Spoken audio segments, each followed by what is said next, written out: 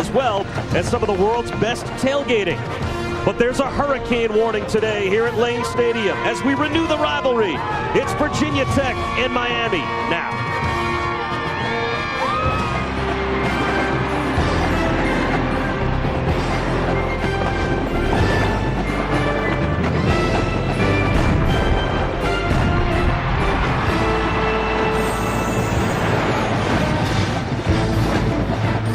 ESPN's College Football on ABC, presented by Best Buy, brings us to one of college football's most wonderful stages, Lane Stadium in Blacksburg, an old Big East rivalry that now calls the ACC home. It's the Miami Hurricanes and the Virginia Tech Hokies. Hi again, everyone. I'm Bob Wischusen here with Bill Curry, and Quint Kesnick will join us in just a moment. And Coach, rivalry week, it's about these kinds of games, isn't it? This is a rivalry where both teams have taken a pleasure in ruining each other's seasons of pain. They love to compete. The last home team to win was Virginia Tech here in 2003. But the Miami Hurricanes came up here in 2005. Played a Virginia Tech team that was supposedly headed for a national championship opportunity, and they didn't just beat them, Bob, they whooped them. I mean, a whooping, 27-7. It was the worst beating I've ever seen Virginia Tech take in this stadium. What that means is anything can happen today. There's that old saying in football, when you have two quarterbacks, you don't have a quarterback. Well, I guess Frank Beamer would disagree. He has two quarterbacks today. Frank Beamer doesn't want to disagree, but he has to now. Sean Glennon began the season, and he didn't play extremely well. We'd have to call his tale the tale of two seasons. Early in the year, he struggled, but when he came back and more recently played, especially in his performance against Georgia Tech, he lit it up. 5 touchdowns, no interceptions in his last 2 games. But the man that comes in after him, true freshman Tyrod Taylor, cannot be described numerically. Words like genius.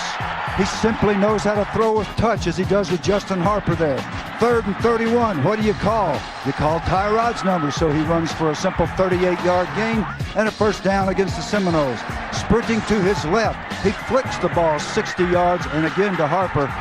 The only way to describe this guy is prodigious. The one thing we know about Tyrod for sure is that when he goes on the field, everybody in America wants to watch. Well, starting for the rest of these couple of games here, it's wrapping up the career of Kyle Wright as the quarterback at the University of Miami, and it has been a tumultuous ride, to say the least. You could call it the little shop of horrors for Kyle. Certainly he could have played a little better himself, but his center has snapped the ball on the ground repeatedly. His receivers have dropped balls. The protection has not always been the greatest. If they correct those deficiencies, they could be excellent on offense right away. Well, Miami has struggled to score points all season long, and they're going up against one of the historic defenses in college football. Every year, it seems Virginia Tech is in the top couple in points against. This year, no different. It should be a good one, and again, behind us, I'm sure you can hear one of the great atmospheres in all of college football. Virginia Tech and Miami just about set to take the field. It's senior day here in Blacksburg as well. Arguably the greatest senior class in Hokies history is about to come out to what has traditionally become a crowd-riling phenomenon here in Blacksburg. It's Enter Sandman and the Hokies. We play Virginia Tech football, and that's hit them right in the mouth. You realize that? It's the goal of this game started right now. Get on the man. I made every line for you. I played my very best for you.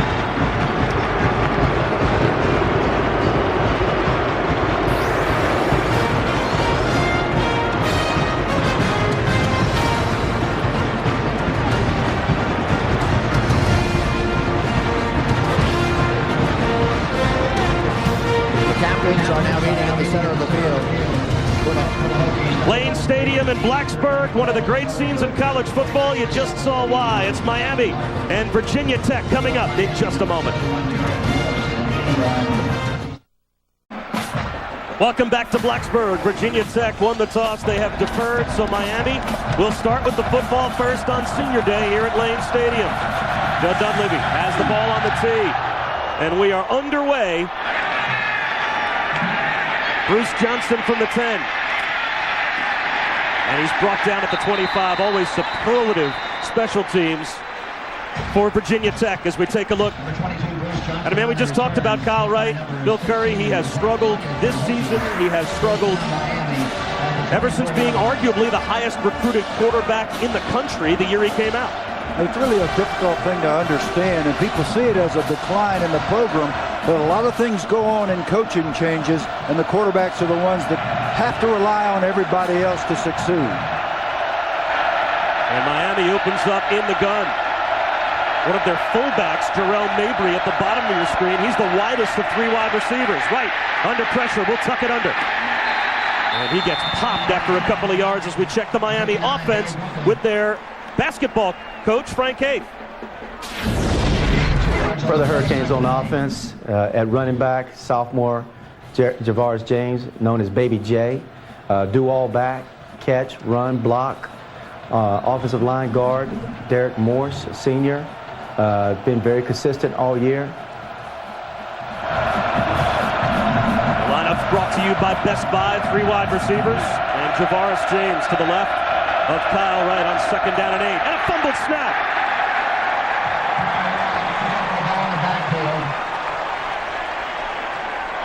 Look at the expression on Kyle Wright's face. This ball is snapped hard to his left. That doesn't look like an errant snap. But the ball should be floated back. It should tumble back, literally, and it should be easy to catch while looking down the field with peripheral vision. First big mistake early by the veteran center, a senior, John Rochford. I'm sure all the fans in South Florida are rolling their eyes right now going, boy, here we go again. 3rd down. And about 17. Right, well protected, comes underneath, has a connection with Sam Shields, well shy of the 1st down. And it's 3 downs and out. Oftentimes we will see that Virginia Tech defense force a team 3 downs and out. Yeah, they're second best in the nation at that, second only to Troy down in Alabama. But that was a significant completion there. As small as that seems, it didn't get the 1st down, but it was a throw and catch. That's what Miami needs. Eddie Royal, who was a question mark as to whether or not he was going to play, is back to receive, and he gets out to about the 39. Well, Sean Glennon will start at quarterback. However, we're going to see 2 quarterbacks. Today's starting lineup's brought to you by Best Buy for the Virginia Tech offense. Their basketball coach, Seth Greenberg, apparently he has a preference as to who he wants to see out there at quarterback. Frank Beamer's Hokies are led by freshman sensation Tyrod Taylor at the quarterback position. He's joined in the backfield by Brandon Orr, one of the ACC's premier running backs. At the wide receiver position, it's Justin Hopper. He's coming off a career best effort against Florida State. And up front, it's a mountain masquerading as a man. Dwayne Brown, 6'5", 305 senior left tackle. Good field position on 1st down and an end around. Eddie Royal has the left sideline. A 1st down into territory for Virginia Tech, although Frank Beamer may have to get with Seth Greenberg and have a conference. He starts Sean Glennon at quarterback, and apparently Seth, he's going to start, if he had his choice, Tyrod Taylor. Yeah, well, he doesn't have a choice. That's one of the nice things about being the football coach, and Seth did a nice job, but I did not do a very good job in warm-ups. I came back up, and I told you Royal looked like he was moving very gingerly, and we probably wouldn't see him unless he was needed today. So apparently he's fine, and it's already perceived that he's needed. 1st and 10 at about the 42. Brandon Orr's 1st carry. He gets to the perimeter. Out of bounds at the 20-yard line. This is just poor contain on the part of the Miami defense. A very unusual thing to see from the Hurricanes on defense. You see being pushed outside, Eric Moncourt, a missed tackle, and simply bounced to the outside by Orr. We hadn't seen much of that from Orr in recent, actually haven't seen a 100-yard game from him since last year, Bob. He's been banged up.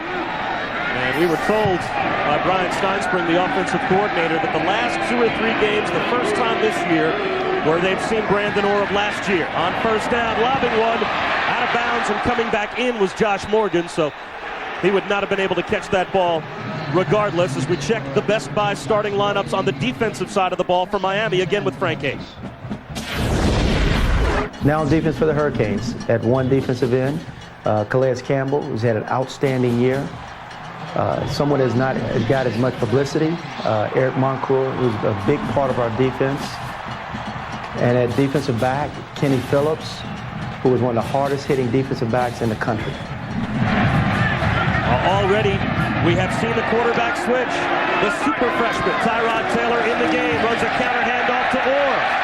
And he's inside the 15, down to about the 12-yard line. It'll be 3rd down and 2. Joe Joseph and Kenny Phillips combined on the stop. As we check our city X Factor, and Coach, not only the 2 quarterbacks a big X Factor today, but also the U playing like it? Absolutely. We talked to Macho Harris yesterday. We said, well, do you think you guys can be overconfident? He said, oh, no, this is the U, and we know they are the U. Now, they got to play like the U, in which to Randy Shannon means they've got to survive the first quarter without getting blown out, without being way behind, and they need to get a stop here and force the field goal attempt. They'll have to do it without Kenny Phillips. He just looked to the sideline. Or brought down shy at the 11-yard line. Joe Joseph held the point of attack, and now an early decision for Frank Beamer. Do you go for it on 4th down and a half yard just outside the 10-yard line? A very big decision because of the fact that Virginia Tech has dominated their opponents 76-30 in the first quarters this year. They love to put people away, demoralize the other team. Here came Glennon, so they're going to go for it. Sean Glennon comes on with the big uglies for Virginia Tech. 4th down and a half yard. They need to get inside the 10 to pick up a first down. And the push with the quarterback sneak. And Sean Glennon does indeed pick up the first down. Very important how the quarterback executes this play. Many quarterbacks can't do it. Glennon is perfect. The pads go down behind those big rear ends, and he drives his legs. It's almost impossible to stop a surge like that for less than a half a yard. We mentioned Kenny Phillips is out. Levon Ponder has come in to play at one of the safety spots for UM. So Phillips, a Jim Thorpe semifinalist, is out of the game right now. It's Orr to about the 4-yard line, maybe the 3 before he's finally brought down. It'll be 2nd down and goal.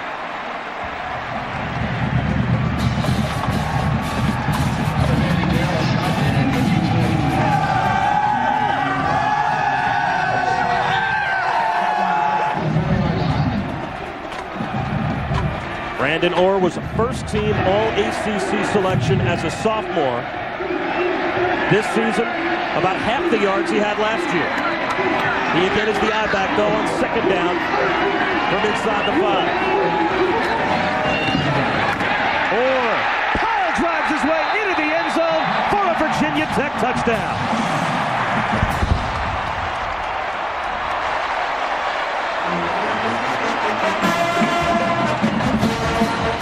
Nice job up front by Bo Warren, Sergio Rinder, Nick Marshman, the big guys in the middle, just coming off the football. Nice trap block. Marshman kicking out on the defensive end. That's Moncourt, and a gaping hole. Orr delighted to see that. Tough sledding this year, but a nice touchdown drive here. Well, it looked like he was delighted to see Colin McCarthy as well, as he took the outside linebacker for UM and drove him into the end zone. The point after is perfect. Virginia Tech has a 7-0 lead. Off to a great start, the Virginia Tech offense. Brandon Orr gets them on the board early. Tech with a 7-0 lead.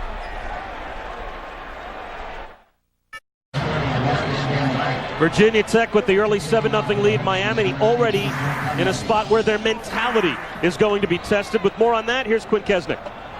This Miami team has been backed into a corner, Bob, and Randy Shannon is facing the toughest challenge of his young career. After the embarrassing Virginia loss a week ago, he had some strong words for his team. Everybody is going to judge you on the type of character you have the last 2 games. If you shut it down, they'll know the type of people you are. If you shut it down now, when you leave college, you're always going to be losers. If you build your character through this athletic program, you will be successful in life. And the word quit is not in Randy Shannon's vocabulary. Well, there's no question that he is someone that for a long time as a coach embodied everything about UM football. And here's DeMarcus Van Dyke trying to give UM some field position, and he's bounced out of bounds at about the 26-yard line. As we take a look at that quote, we were just hearing Quinn talk about Coach. And, you know, Randy Shannon, as we said, he is everything historically that UM football was always about.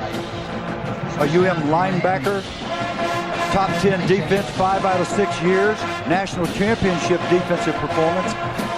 Born in Miami, understands the mentality of the Hurricane tribe. He'll not be intimidated by anything. That you can count on.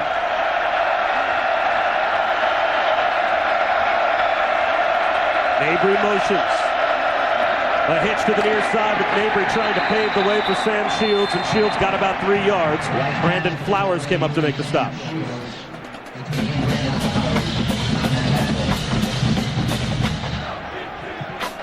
Three on the play, 2nd and 7.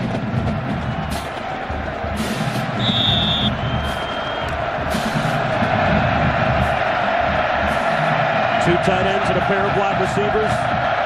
Javaris James, the lone setback for UM on 2nd down and 7 from their own 29. To the ground, and James stays on his feet, picks up a couple of yards. Let's look at this defense for Virginia Tech, presented by Best Buy, again with Seth Greenberg. Bud Foster's lunch pail defense is one of the nation's elite.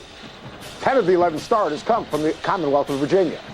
The defensive line is led by cat quick Chris Ellis. At the linebacker position, the X-Man, Xavier Adibi, looks to leave Lane Stadium with a win and a chance to play in the ACC championship game. The corners, Macho Harris and Brandon Flowers, have 8 interceptions, 2 for touchdowns. And as always, Virginia Tech defense, every play is key. Well, Coach, another key play. 3rd down and 5, incomplete. The intended receiver, Darnell Jenkins, was lying on his face as the ball sailed over his head. 3 downs and out again for UM. That play could almost be used to epitomize the frustration of the Miami offense this year. There's a wide open window. You see the Virginia Tech lunch pail there. Good gracious. 3 and out 53 times this season coming in. We'll make it 55, folks. Royal lets it bounce, gets a charity hop, so it's returnable. Finds a crease. Eddie Royal horse-collared about the 43-yard line. Ryan Hill made the stop on special teams, but not before 20 yards brought back by Eddie Royal.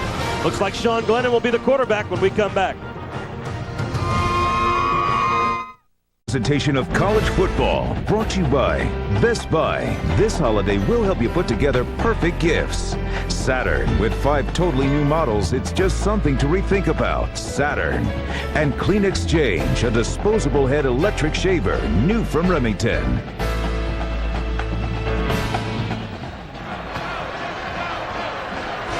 Great field position once again for Virginia Tech. They already have a 7-0 lead over Miami, and Coach, they're right back near midfield. They are. They've got great field position. Eddie Royal is a factor in this game already with his reverse run and now with this punt return. And it turns out to be Tyrod Taylor at quarterback after all. Play action. Taylor looks to escape the rush. Will he tuck it under? A 1st down for Tyrod Taylor, a gain of 12 as we check in New York with Matt Weiner. All right, Bob, Ohio State's Chris Wells is our nominee for the AT&T ESPN All-America Player of the Week after 39 carries and a career-high 222 yards, a couple of scores. The Buckeyes' big win over Michigan. To cast your vote, text the word VOTE to 87654 on your AT&T wireless phone. Matt, thanks very much. Out of the game comes Tyrod Taylor. Right back in goes Sean Glennon at quarterback. One play, 12 yards for Taylor, and Glennon gives for Orr. Blockers out in front. About 7 more yards.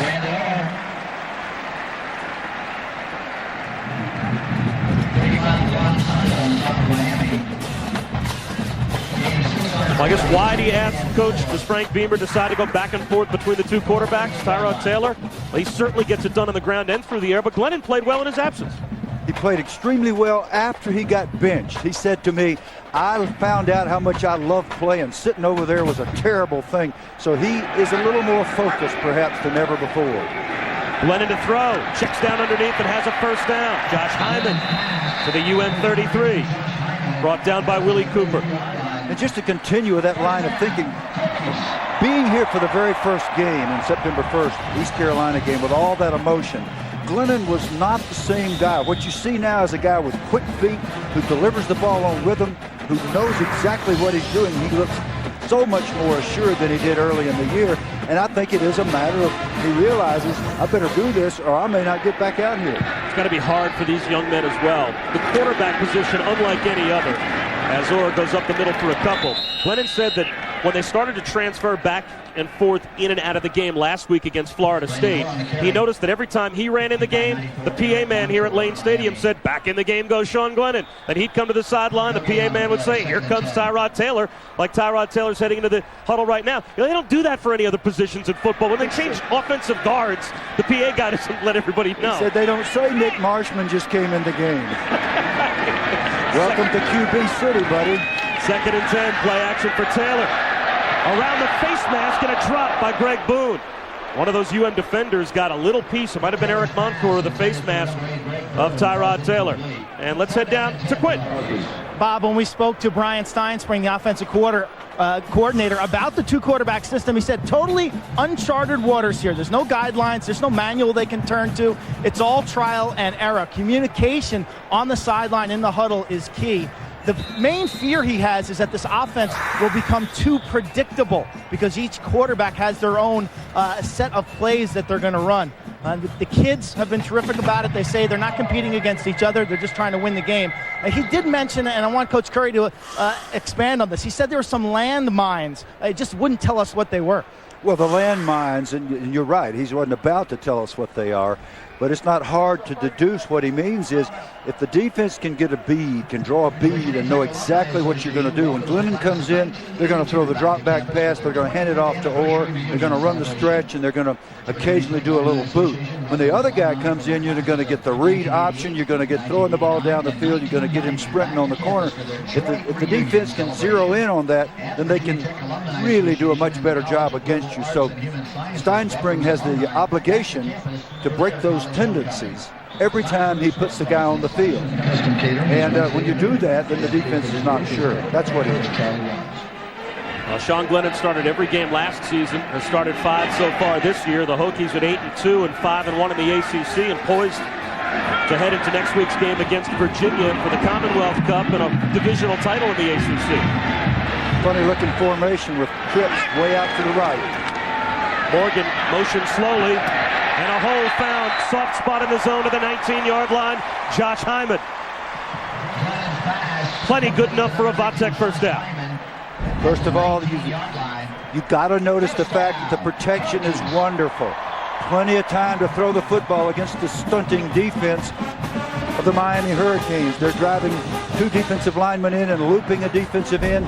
Don't get there in time. Hyman, excellent concentration. The throw wasn't perfect, but he came down with it. Right back in the red zone, Virginia Tech. Tyrod Taylor right back in at quarterback. Quarterback draw. Taylor gets inside the 15-yard line before he's driven back, and Randy Shannon had some goals for today for UM. Well, I had the remarkable advantage of getting to talk to Randy on the phone this morning, and that doesn't normally happen in a big game like this, but he was kind enough to give me a call. We had not been able to hook up. He said, we got to get out of the first quarter without being way behind, and here we are. This is a very significant stand for his defense, needless to say. The other thing is we just can't turn the ball over against the Virginia Tech team. He said if we can do those 2 things, we'll win this game. But right now, that's at risk. 4 wide receivers with Sean Glennon back in at quarterback. A tipped ball. Oh, a dangerous throw. Behind Eddie Royal. Luckily for Virginia Tech, there were no white jerseys near the deflection. Now sets up 3rd down at about 6. And near the conclusion of today's game, we'll select the Chevrolet Player of the Game from each team. Chevrolet will make a $1,000 contribution to each university's general scholarship fund.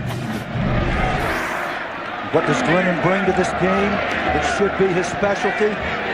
Unerring accuracy. The last two passes have not been good passes. One caught, one dropped. Third down and 6. A chance for UM's defense to get off the field. Lobbing one into the end zone. One-handed catch made by Justin Harper. What a completion for a touchdown.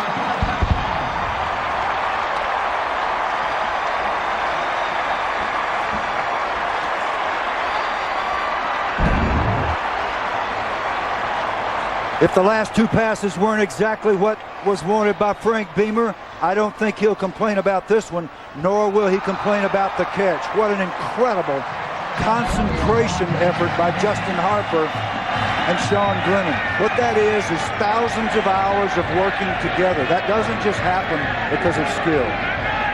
Harper had 5 catches for just shy of 170 yards and a touchdown last week in the win against Florida State. And now he's got a touchdown catch here in the first quarter, courtesy of Sean Glennon, who threw a perfect lob pass, setting up Harper for the highlight reel catch. And Virginia Tech with a 2-touchdown lead.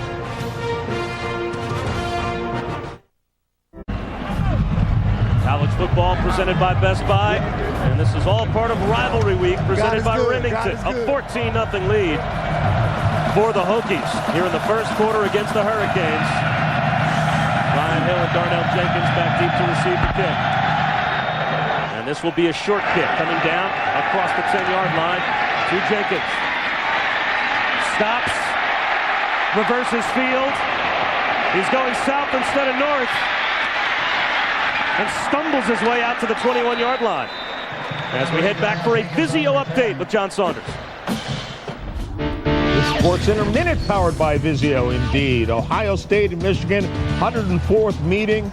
Beanie Wells, 62 yards on this run, had 222 on a sloppy track as Ohio State clinches their berth in the Rose Bowl. Meanwhile, Missouri looking to remain with just one loss when they face Kansas next week. Beating up on Kansas State right now late in the fourth quarter. John, thanks very much. And so far, it is Virginia Tech beating up on the Hurricanes here in the first quarter. Not much there for Javaris James. Let's take a look back at a beautiful touchdown a moment ago. Now, you may think that we're looking at Tom Brady and Randy Moss here. No, this is just a couple of college guys, right? That's Sean Glennon and Justin Harper, who just look like they've been professionals for 10 years. What a beautiful effort. And again, that's the result of many, many hours of work together. And that's what football's all about, teamwork. Toss in the sack of Kyle Wright, and so far Virginia Tech is out rushing Miami, 84 yards to -5. And a flag comes out as the play is blown dead at the line. Cross to the snap, false start, 11, offense. It's a 5-yard penalty, still second out. Miami in very serious trouble right here. I think Randy Shannon was exactly right when he said we just simply cannot get blown out in the first quarter. Well, they've been blown out in the first quarter, and they're going backwards on offense. Unless they can put together a drive here with 4 minutes to go in the first quarter, that's second down and 15 at their own 16. So the struggles continue for Kyle Wright. He threw 94 yards and 3 interceptions last week in the blowout loss as the Orange Bowl was closed to Virginia. Comes down underneath and gets some of that yardage back to Ryan Hill. It'll be third down and long. Vince Hall came up to make the stop as Hall's back from injury. Vince Hall back from injury is not good news for Miami. And here's what Virginia Tech is going to do. They're going to spread the field. This is a blanket. This is literally an umbrella. As you see it here, it's a 2 deep with a 3 deep. You see the 3 deep underneath, the 2 deep on the hash, with both corners having the capacity to go to the deep outside. So they let you throw underneath. They come up and tackle and get a 3rd and 9.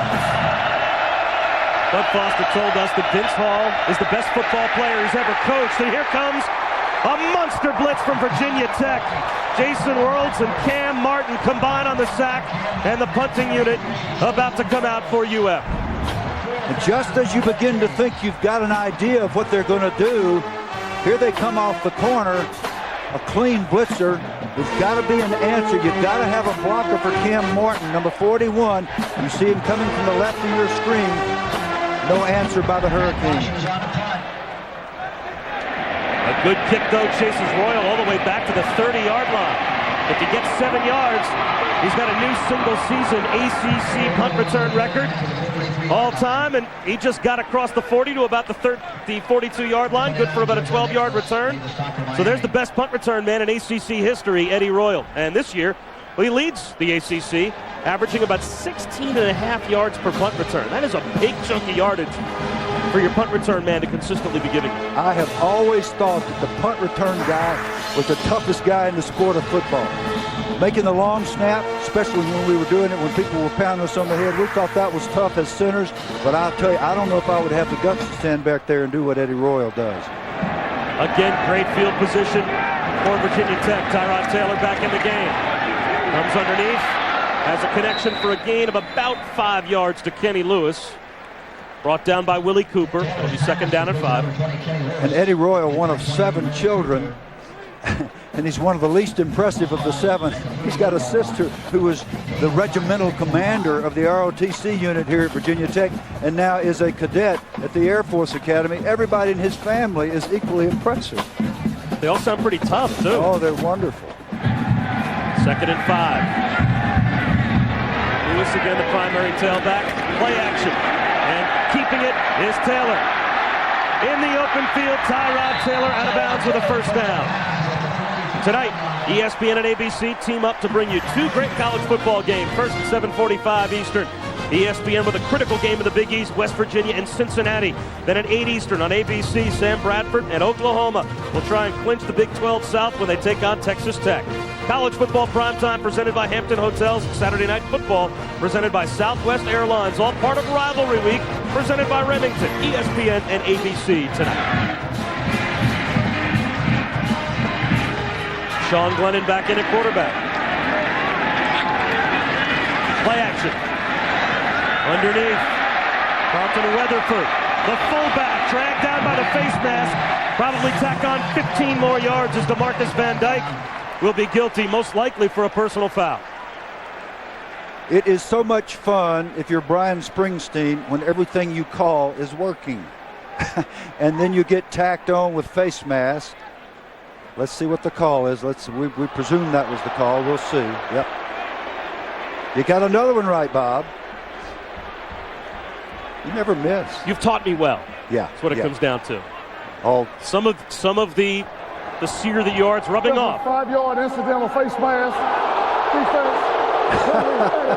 The fans are furious. Here's the rule. If you put your hand on and then take your hand off and don't jerk the guy's head off, they're not going to give you 15 yards. All right? That's exactly what happened. You think? I think. Take another look. We don't want to watch this too many times. Looks like he still has a hand to the face mask as he's throwing him down. DeMarcus is a true freshman from Miami, and he will be coached by Randy Shannon to do that a little more gently with the face mask. Contact on the offensive line, and the Hurricanes think that they were drawn off. Well, that's mandatory. The defensive linemen always point at the offensive. When the offensive linemen begin to applaud, you know what that means? That's not good news for the defense. Defense, number 54. It's a 5-yard penalty. It's the first down. That's what you do. So you teach your offensive linemen to applaud. Raz McCray. Which induces the umpire to give you the call. Sure. So it's still Sean Glennon at quarterback. At least for one more play. Tyrod Taylor always poised on the sideline to come right back in. First and 5. Play action for Glennon. He shows some mobility. Throws it towards the pylon. Incomplete, looking for Eddie Royal. There's Raz McCray providing pressure.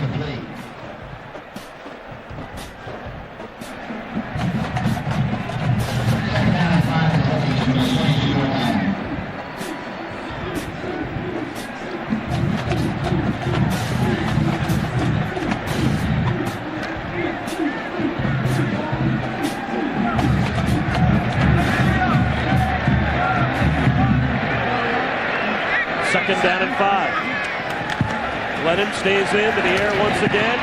Has a first down. Josh Morgan inside the 15, out at the 13-yard line. And for an update, let's go back to Matt Weiner. All right, Bob, let's get you a Taco Bell update from Oxford, Mississippi. A crazy start to number 1 LSU and Ole Miss. The Rebels return a punt for a touchdown. On the ensuing kick, it's Trindon Holiday, the NCAA national runner-up in the 100 meters. 98 yards, no problem for him. 14-7 there. And Missouri has finished off Kansas State 49-32. Try catching that little guy. Kenny Lewis caught a wallop at about the 13-yard line from McCray. You know what? Teraz McCray, number 54 there, made a hit, and that's the first stick that I've heard and seen that looked like a Miami Hurricane defensive stick today. I mean, that was a pop. That was feet moving, driving through the shoulder pad. There's just got to be something picked up on this Miami team. Teraz McCray always gets a hard time from the defensive line coach, Clint Hurt. Hurt's quote was, he's got a rear end the size of a woolly mammoth. And McCray, part of the group that stuffs the hole along with Tavares Gooden, as Tyrod Taylor lost a couple of yards. And when McCray is kidded by the coaching staff about having a rear end the size of a woolly mammoth, I think was the quote. He always laughs about it, but... Yeah, right. You get a kick out of it. I'll tell you what, his mama doesn't get a kick out of it, and now that it's on the air, the coach is going to get an email. That'll take us to the end of the first quarter. Virginia Tech in control, 14-0. The Hokies have the lead. The Hurricanes trying to breathe some life back into their season for Randy Shannon, but the faithful here at Lane Stadium saw a touchdown early from Brandon Orr and a great catch from Justin Harper.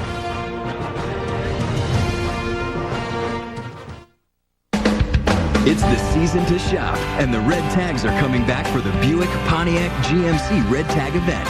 And right now, they're bringing the best values of the season. Look for the Red Tag and get 0% financing for 60 months on remaining 2007 Pontiac, Buick, and GMC models. That's 0% financing for 5 full years on all 2007 cars, light-duty trucks, and SUVs while supplies last. The Red Tag event. See some red, save some green. Hello, I'm a Mac. In the left corner, coming in at 80 gigs, hailing from office desktops everywhere, PC! Okay, what's going on, buddy? Well, your sales are through the roof. I'm showing the people I'm not going down without a fight. PC, this isn't a competition, okay? Some people just want a computer that's simple and intuitive, that works the way they do. Actually, my brother-in-law just got a Mac and loves it.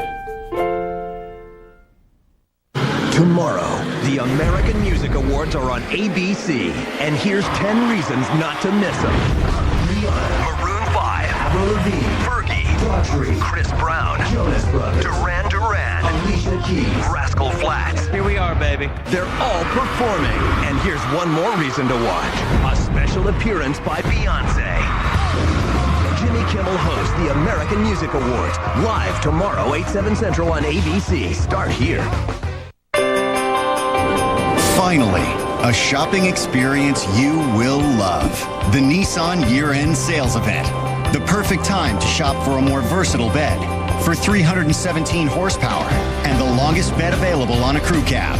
The savings are truly special, like $5,000 total cash back on Titan Crew Cab or Titan King Cab. Now is the time to shop for your new Nissan. And now through December 3rd, get $500 holiday bonus cash on most Nissans. See your Nissan dealer now. Monday at 5, uninsured cars going from this to this.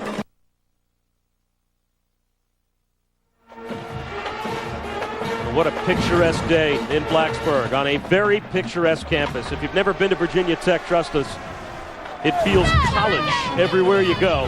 And the Hokie fans see their team again dominate a first quarter. Yes, they do, and you're already deciding to send your kids here on our way over there. You're thinking, yeah, I think our kid can show up over here. What Randy Shannon did not want is exactly what has happened here. We're just about to begin the second quarter, and here's Virginia Tech back down here with 92 yards rushing to -15 for Miami, 150 yards passing to 6 for Miami. Wow. And there's a chance they could score again. 3rd down and 12, a must stop for the Hurricane defense. And they get that stop. McCray up the middle. That's his 6th sack of the season. Have not thought of McCray as a guy that could take over a game, but he has really made himself a force in this football game. You watch him as he loops inside. Number 54 on the, it's called a tackle in move, TE. He lined up in a spot that he doesn't normally line up. All good news for the Hurricane, and now they need to try to block this kick. 40-yard field goal attempt for Jen Dunleavy.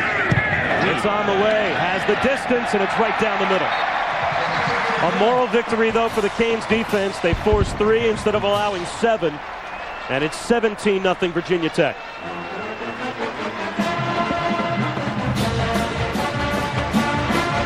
Jen Dunleavy so far this season now 15 for 18, and another special moment today on this Virginia Tech campus. With more, here's Quinn. The Hokies thanked the world this morning. About 9,000 students, people from the community, faculty members, they gathered at the drill field this morning, and they spelled out the words, "Virginia Tech thanks you." It was a message to everybody around the world who showed their support after the events of April 16th. The event was sponsored by the Department of Geography. The human greeting was photographed from the ground, where our camera was, by helicopter, by airplane, and by satellite. You can actually log on to the web. It's HokiesThankTheWorld.org and see photos. 9,000 people. The healing process is slow here, but Blacksburg is appreciative.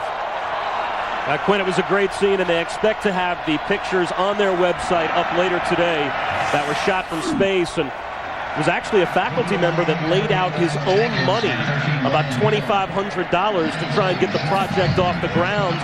The satellite they expected was going to pass over Blacksburg, or at least take a picture of Blacksburg, in about a 15-minute window. So they needed everyone basically to stand still for those 15 minutes. They did, and it should be a great scene. A satellite picture thank you card as Darnell Jenkins tries to turn the corner, again gets tripped up back at the 20-yard line. Nice tackle made by Matt Reedy. And there's a flag down as well. This is my 3rd trip to Virginia Tech since the tragedy. I had the privilege of being here for their first game September 1st, came back last week, and I have never seen a community rally this way. And it's not about football, although football is a small part of it. On the return. Here's the call by the official. On the return team, a block in the back. 10 yards, first down. It just gets worse for UM. A block in the back will put them inside their own 10-yard line. It does. But what happened was the football coach here, Frank Beamer, took it upon himself to encourage his team to move among the students and be conciliatory and be a part of the healing process. And that's exactly what's happened off the field. On the field, they have improved throughout the year. Players even told us that at the start of the year, they felt like they were more than football players, like they were somehow responsible for trying to lift the entire campus up, and now things are starting to get back to normal. Dragged down is Deron Thomas at about the 10-yard line. Here's Matt Weiner with an update. All right, Bob, a Verizon Wireless update. Missouri is taking care of its part of next week's showdown with Kansas. The Jayhawks also off to a great start. Todd Reesing has hit Dexton Fields twice for scores, 14-0 there. Look at the Vandy score. A Tennessee loss today would give Georgia the SEC East title. Matt, thanks very much. So Kansas in control. What a scene that should be next week at Arrowhead when they take on Missouri. Getting pounded at the line again is Deron Thomas. Chris Ellis, who's had a magnificent year, a senior from Hampton, Virginia, made the stop, and there's a flag down once again. Well, there's a bailout call for Miami. A personal foul against Virginia Tech that will give Miami a first down out to about the 25-yard line. Looked like maybe it was Macho Harris, number 1. Personal foul, number 1, defense, 15 yards, automatic first down. Now, Macho is not so called for no reason at all. He's a feisty guy. It's hard to, he's coming up to protect his buddy there. But this is what always happens, and he's just a sophomore, and he's still learning. When you retaliate, even if you're helping your buddy out, you're the one that's going to get called, and you're the one that's going to go over and have to speak to Coach Beamer. Replaced by Carmichael, Rashad Carmichael, number 21. First and 10 UM. at their own 27-yard line. Kyle Wright well protected. A deflected ball, though, underneath. Xavier Adibi jumped over the top of Sam Shields and knocked it away. One of the things that makes the zone defense so effective underneath for Virginia Tech, even though they're known to be a man coverage team, but their linebackers are so quick and so active, they break on the ball and they either pick it off, knock it down, or knock your receiver down as he tries to catch the ball. Very skilled, Vince Hall and Adibi, as well as Brett Warren, who's played well in the absence of Vince Hall. 2nd and 10.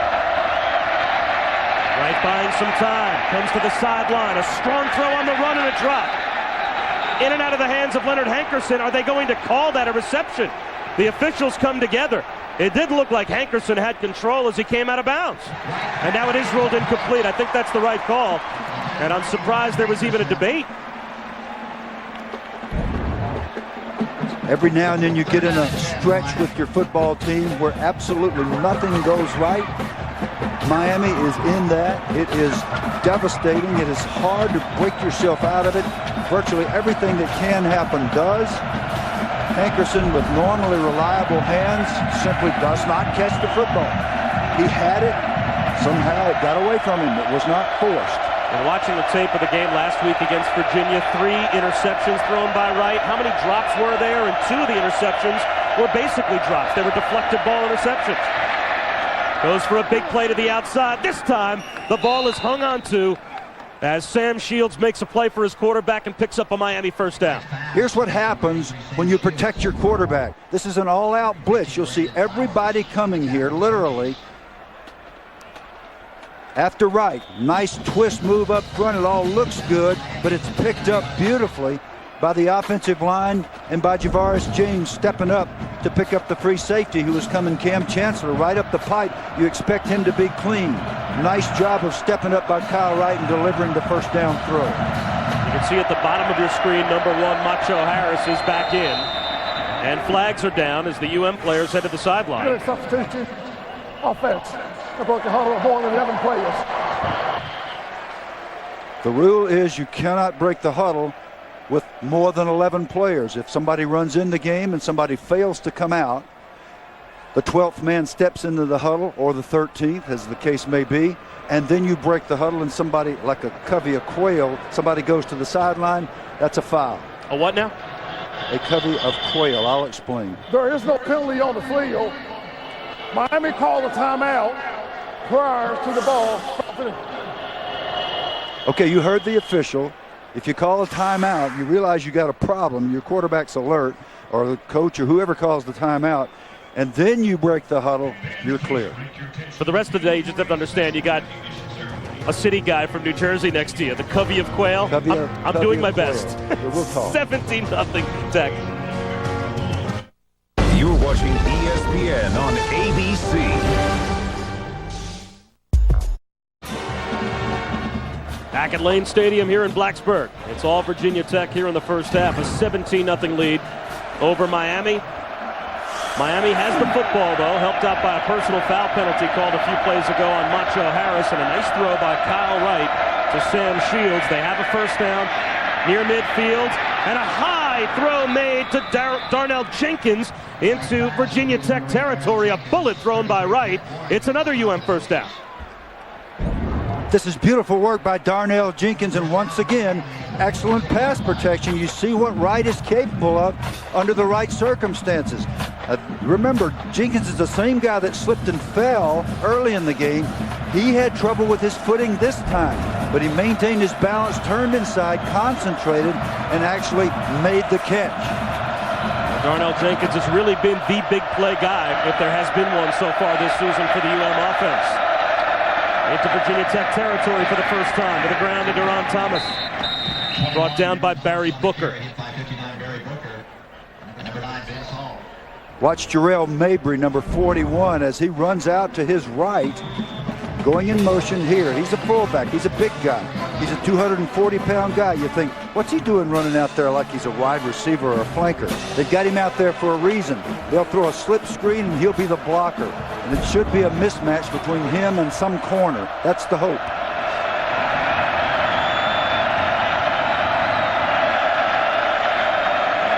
second down.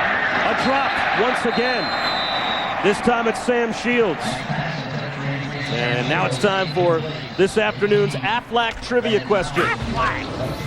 This is a good one. Frank Beamer is the 4th coach in career wins among active coaches. He has 206. Bobby Bowden and Joe Paterno, of course, are 1-2. Who's number 3 in between Frank Beamer, Bobby Bowden, and Joe Pop? That's not hard. Not for a fanatical football fan. Here's a very important third down for the Miami Hurricanes. Third down and 8. A 4-man rush picked up by Miami. Right up the seam. Again a high throw. And again it's Hankerson that climbs the ladder and grabs it at the 20-yard line for a first down. What we're seeing here in this game that we have not seen in recent games is excellent pass protection. Look at the stunts. That's 2 TEs, tackles outside, defensive ends coming inside. Everybody across the front, Derek Morse, Reggie Youngblood, Andrew Bain, John Rochefort doing their job, and the quarterback delivering the football right on the money. And guess what? Leonard Hankerson caught it. Hankerson atoning for a drop earlier. As Wright fights his way to the 20-yard line. Another 3-man rush, a 4-man rush to the outside. It's Deron Thomas. Out of bounds inside the 15. Run out by Xavier Adibi, but after a 7-yard gain. What you see with the running backs, you can see inexperience. Deron Thomas, even though he's a junior. What you don't want to do with this Virginia Tech defense is to think you can make 2 or 3 moves and then dart up the field. Every time you see somebody on a kick return or in a situation in the open field who makes 2 or 3 moves, gets run down by Adibi or Hall. Boom! Second down and 3. To the ground. Nothing there. Swamped under Javaris James. He broke the tackle initially of Chris Ellis, but he couldn't get away from another 3 Hokies. And now it's third down and long. And a reminder, you can catch the 2007 MLS Cup on Sunday on ABC. Taylor Twellman, the New England Revolution, get a rematch against last year's Cup against the Houston Dynamo. The Adidas MLS Cup 2007 on ABC Sunday at noon Eastern. For more information, log on to ESPN.com. Third down and 6. Nickel defense, Rashad Carmichael in for a linebacker. That was Jenkins in motion. Right, tucks it under and he'll go down. Lost the football. Oh, it would be devastating for Miami if they came away with no points. Barry Booker looked to be the first to get to Kyle Wright. Did UM get the football back? They did not. It's a fumble recovered by Virginia Tech, and it looks like Chris Ellis comes out of the pile, much to the delight of Frank Beamer. This is what Virginia Tech loves to do. They want to get you down early, and they want to take your heart away. They want to knock the ball loose. That was calculated. Barry Booker on the tackle. Knocked that ball out. He punched it out with his fist. Perfectly legal move. Number 59. Watch him. Right there. Great job by the alert defensive work of Barry Booker to get that ball out. So Booker comes up with the play on defense for Virginia Tech, and UM comes away empty after they had it second down and 3 at the 13-yard line of Virginia Tech. Brandon Orr for a couple of yards out to the 20-yard line. And bear in mind, too, that turnover, which was the second item mentioned by Randy Shannon, that they could not afford turnovers. He was exactly right. But that came after a really well-executed drive. They got a break on a personal foul, Macho Harris, so they got out and got some decent field position. Then they began to throw and catch. The protection picked up. Nice job of securing the football, and then they give the ball away. But Kyle Wright threw 4 or 5 very pretty passes on that drive. A couple of them were dropped. Sean Glennon tucks it back under and goes down at the 15-yard line. Eric Moncourt with the sack and about a 6-yard loss. Don't ever forget that the University of Miami is playing with superior athletes. Moncourt is cut to the ground here, does not go down, refuses to go down, catches on all fours. This is the drill that defensive linemen do. and he's right back up in the quarterback's face. And this is where Glennon is vulnerable. He's a big, tall guy. He's got decent speed and agility. But Tyrod Taylor, very tough to tackle in those circumstances. That's the 29th sack this season for Miami in 11 games. Glennon underneath, knocked away. Intended for Josh Morgan, jarred free by Shevis Grant. So Miami's defense does the job. Miami's defense has got to do this again and again and again. Shevis Grant made a nice break on the ball. That was a mistake. That was a mistake by Glennon, a poor read because he threw the ball into coverage, meaning Grant could break up on the ball because he had deep help. When you see that as a quarterback, you don't throw the ball in that threatening, because that could have been plucked and run in the end zone.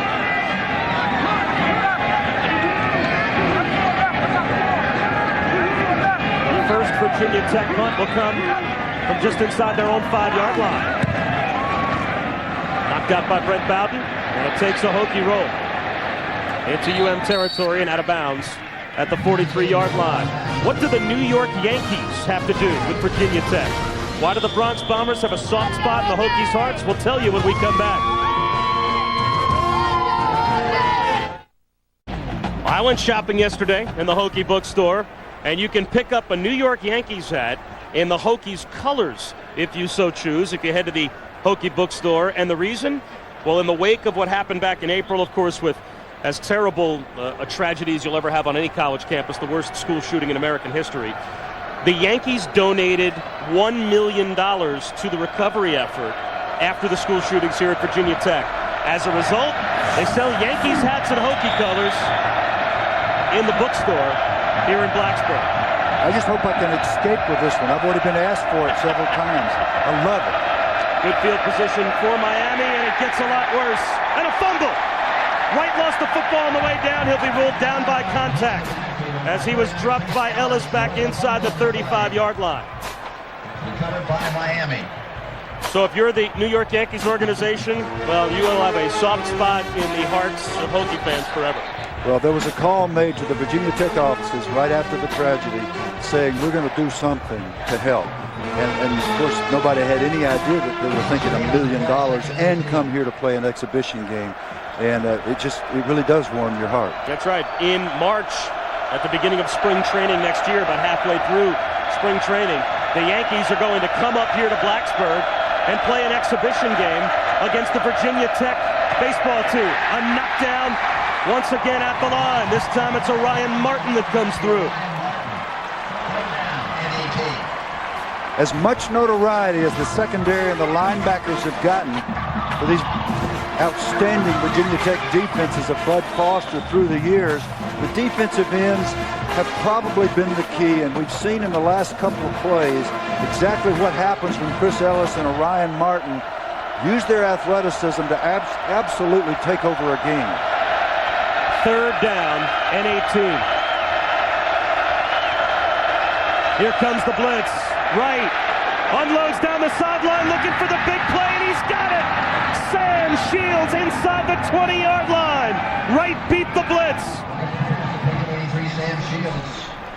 Sam Shields takes on the best corner on the field, Brandon Flowers, right here. He's going to freeze him and then go, and the minute he gets even with him, if we can stop it right when they're even, right there, he's got him. You can see just that little spread. It's hard to draw. That's all you need if the throw is perfect. Kyle Wright, while being hit, a beautiful throw and catch, and this is what Miami is capable of doing. A 46-yard gain. And UM right back in the red zone. Boy, do they need points before halftime. Down 17-0. This time a 4-man rush. Wright tucks it under. Fights his way down to the 11. It's 2nd down and 2, cut down by Vince Hall. This is not a calculated quarterback draw. This is Wright showing his experience and showing his courage, frankly, with the kinds of linebackers he's playing against. He sees it open up. You see, Jackson does a nice job of turning. Javaris James does a nice job of turning and getting a piece of somebody when he realizes his quarterback is following him down the field. 2nd and 2 at the 11. Hand off to James. A cut back lane to the left. He's inside the 5. It's 1st and goal for Miami. The tight end Chris Zellner helped seal the edge and allowed James to get inside the 5. Number 88, Chris Zellner, did a beautiful job here. He came in motion. This is the H-back type of block. You'll see him come from left to right across your screen. A beautiful job knocking down Ryan Martin and clearing the way for the first down and close to the goal line.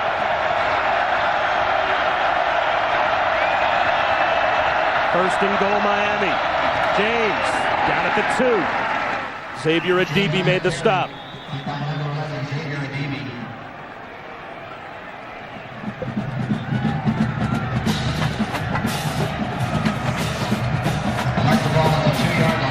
Is UM powerful enough to simply run the ball in from here, or at some point does it have to go in the air? They're powerful enough to run it in, but they've got to stay on their blocks, and they can't allow penetration. Wright may be changing the play. Play clock down at 8. Hand off James. Gets to the 1. It'll be 3rd down and goal. Let's check the answer of our Aflac trivia question quickly. Again, Frank Beamer, 4th among active coaches' career wins. Bobby Bowden and Joe Paterno are 1-2. Who's number 3? Am I allowed to say it now? I think you're allowed to reveal the answer. Jim Tressel at 208 after today with the big win over Michigan. And he can have a lot fewer wins. What a marvelous career Jim Tressel has had, and what a marvelous person he is. 3rd down and goal at the 1. The pitch out. James cuts it back. Shut down at the 1-yard line again. Xavier Adibi with the stop. Now what? Everything you've ever heard and read about the goal line where men are proven is true. And here's Adibi showing what he's made of. He's the backside backer, essentially the free safety in a gap 8 defense. There's no blocker for him. You don't want Adibi to be unblocked because he will stone your back at the 1-yard line. That's what happened. Since the year 2000, Virginia Tech's defense has allowed 62 offensive touchdowns, fewest in the nation. And Miami lines up to go for it on 4th and goal outside the 1. James. Does he get there? He is right at the goal line. The extra effort. They have to undo the pile.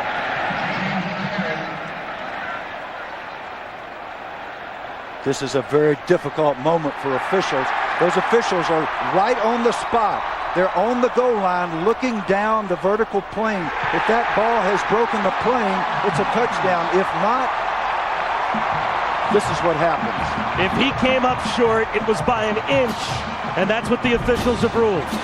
Randy Shannon's face says it all. Actually, the play was reasonably well blocked. Look at Vince Hall holding his ground against the big 300-pound lineman. That made the difference right there. You saw number 9. Watch him come up, stone the offensive lineman for the big stop.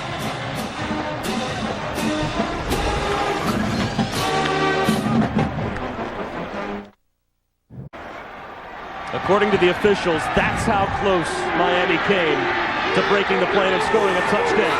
Review, while we were away, held the play up as whistles blow this play dead at the line as Sean Glennon sneaks forward for about a yard. Here's another call. Cross to the snap. Delay of game.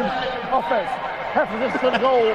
Still first down. Half the distance, about an inch and a half. But let's go back to the last play. That's a bad mistake right here.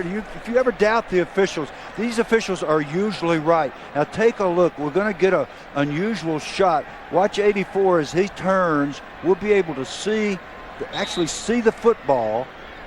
And James is stopped. Now there's the ball. He stopped here. That ball did not break the plane of the goal line. As they keep it rolling, though, you can kind of see the ball sneak forward another inch. Sometimes they let that play at the goal line go just a hair longer as Glennon comes up short on this pass attempt from the end zone intended for Carlton Weatherford. It'll be 2nd down and 10. And, for a second we were looking at those replays while we were away. I thought there was a chance that they might say he was not down yet, laying on top of other players. The ball appears and maybe it broke the plane. Well, the rule says this. First of all, there's a forward progress issue. Second, there's whether or not his knee had touched the ground. If his knee had touched the ground when that ball is where we saw it, then it's not a touchdown. And that's the official's judgment. They have to make that call. Glennon just trying to sneak his way out away from the goal line. with 3:20 to go before halftime. Now it's going to be 3rd down and close to 10. A reminder that coming up, the Capital One halftime report is on the way, as we'll be heading back to New York. Virginia Tech with a 17-0 lead, but the Capital One halftime report right now about 3 minutes away. Obviously, if Miami gets a stop here, they're going to take a timeout to give themselves time for another drive. I think they should have taken a timeout after this down because a lot of seconds are running off. Virginia Tech's going to let it run down and then take a timeout of their own. They may not even take the timeout. They might just stop. No, they're going to take half the distance and back up a foot. They don't want to give up that 18 inches, buddy. No, they did call timeout with 2:45 to go. You're watching ESPN on ABC. 25 greatest players presented by IBM. Getting it done. We're up to number 9, Roger Staubach. Number 2 and number 1 both announced on ABC on New Year's Day. And boy, how do you pick out of that group? I don't know, but I had the privilege of hiking the ball to Roger in the college all-star game, and that was great fun. Glennon on 3rd down out of the end zone. Well protected. A home run ball. It's a jump ball, and it floats out of bounds. So the Miami defense again does its job, and they will force Virginia Tech to punt from the end zone. Well, that's the good news about going for it on 4th and short at the goal line. If you don't make it and your defense does its job, now Virginia Tech's going to be forced to punt. Not just to punt, but to punt without getting in their normal formation. They've only got 11.5 yards with which to protect their punter. This will probably be a return. It usually is, rather than a tipped block. A kick fielded by Darnell Jenkins at the 42. Weaving his way to the 30-yard line. So a good return by Jenkins. Great field position for UM as we take a look at the Pacific Life game summary. The Pacific Life game summary. Touchdown run by Brandon Orr early in the game, showing that power that he displayed so often last year. And then just perfect execution between Sean Glennon and his favorite wide receiver of the last few weeks, Justin Harper, who made a one-handed stab at the back of the end zone. The Canes have turned things around to a certain extent here in the second quarter. They had 6 yards of offense in the first quarter. They have 113 in the second quarter. And they get some more as Veron Thomas drops the ball. Oh, I spoke too soon. It looked like an easy swing catch for Thomas, and he simply dropped it. That has plagued Miami all season long. We did our X factors for these two teams. We talked about Miami's. The X factor for Virginia Tech that has not been a problem is fine focus. Well, Miami is not fine focus on the tip of the football, looking it in and making catches on a consistent basis. Kyle Wright has thrown the ball better here in the first half, and his numbers would lead you to believe. And he checks down underneath to Ryan Hill, and Hill picks up about 6 yards. So it'll be 3rd down and 4 coming up on 2 minutes to go here in the first half. It's Miami and Virginia Tech, an ACC battle here at Lane Stadium in Blacksburg. I'm Bob Wischusen with Bill Curry. Quinn Kesnick with us here as well. Miami at 5-5 this season, 2-4 in the ACC. A different story for Virginia Tech, and 8-2 and 5-1 in the ACC. They have a great chance to get to the championship game. Over the middle, a bobbled ball. This time, it's held onto by Ryan Hill, and that's good for a first down for UM. It's just amazing. Even when Miami catches the ball, they tend to have a hard time doing so. And you think, well, maybe it's because of the cold weather. But they did the same thing last week in the Orange Bowl in their swan song in that ancient stadium. I got them down for 3 drops unofficially today already in the first half. 1st and 10 at the 16. Wright has time. Again comes underneath, this time a low throw intended for Hill. That one at his knees, and he couldn't hold on. Well, Wright has come under so much fire from the UM fans and the media. I mean, he was recruited the same year that Reggie Bush and Jamarcus Russell and Brady Quinn came out. He was, in some services, the #1 recruit, but he's gone through 3 offensive coordinators in his 4 years and hasn't had those great UM wide receivers we've always known.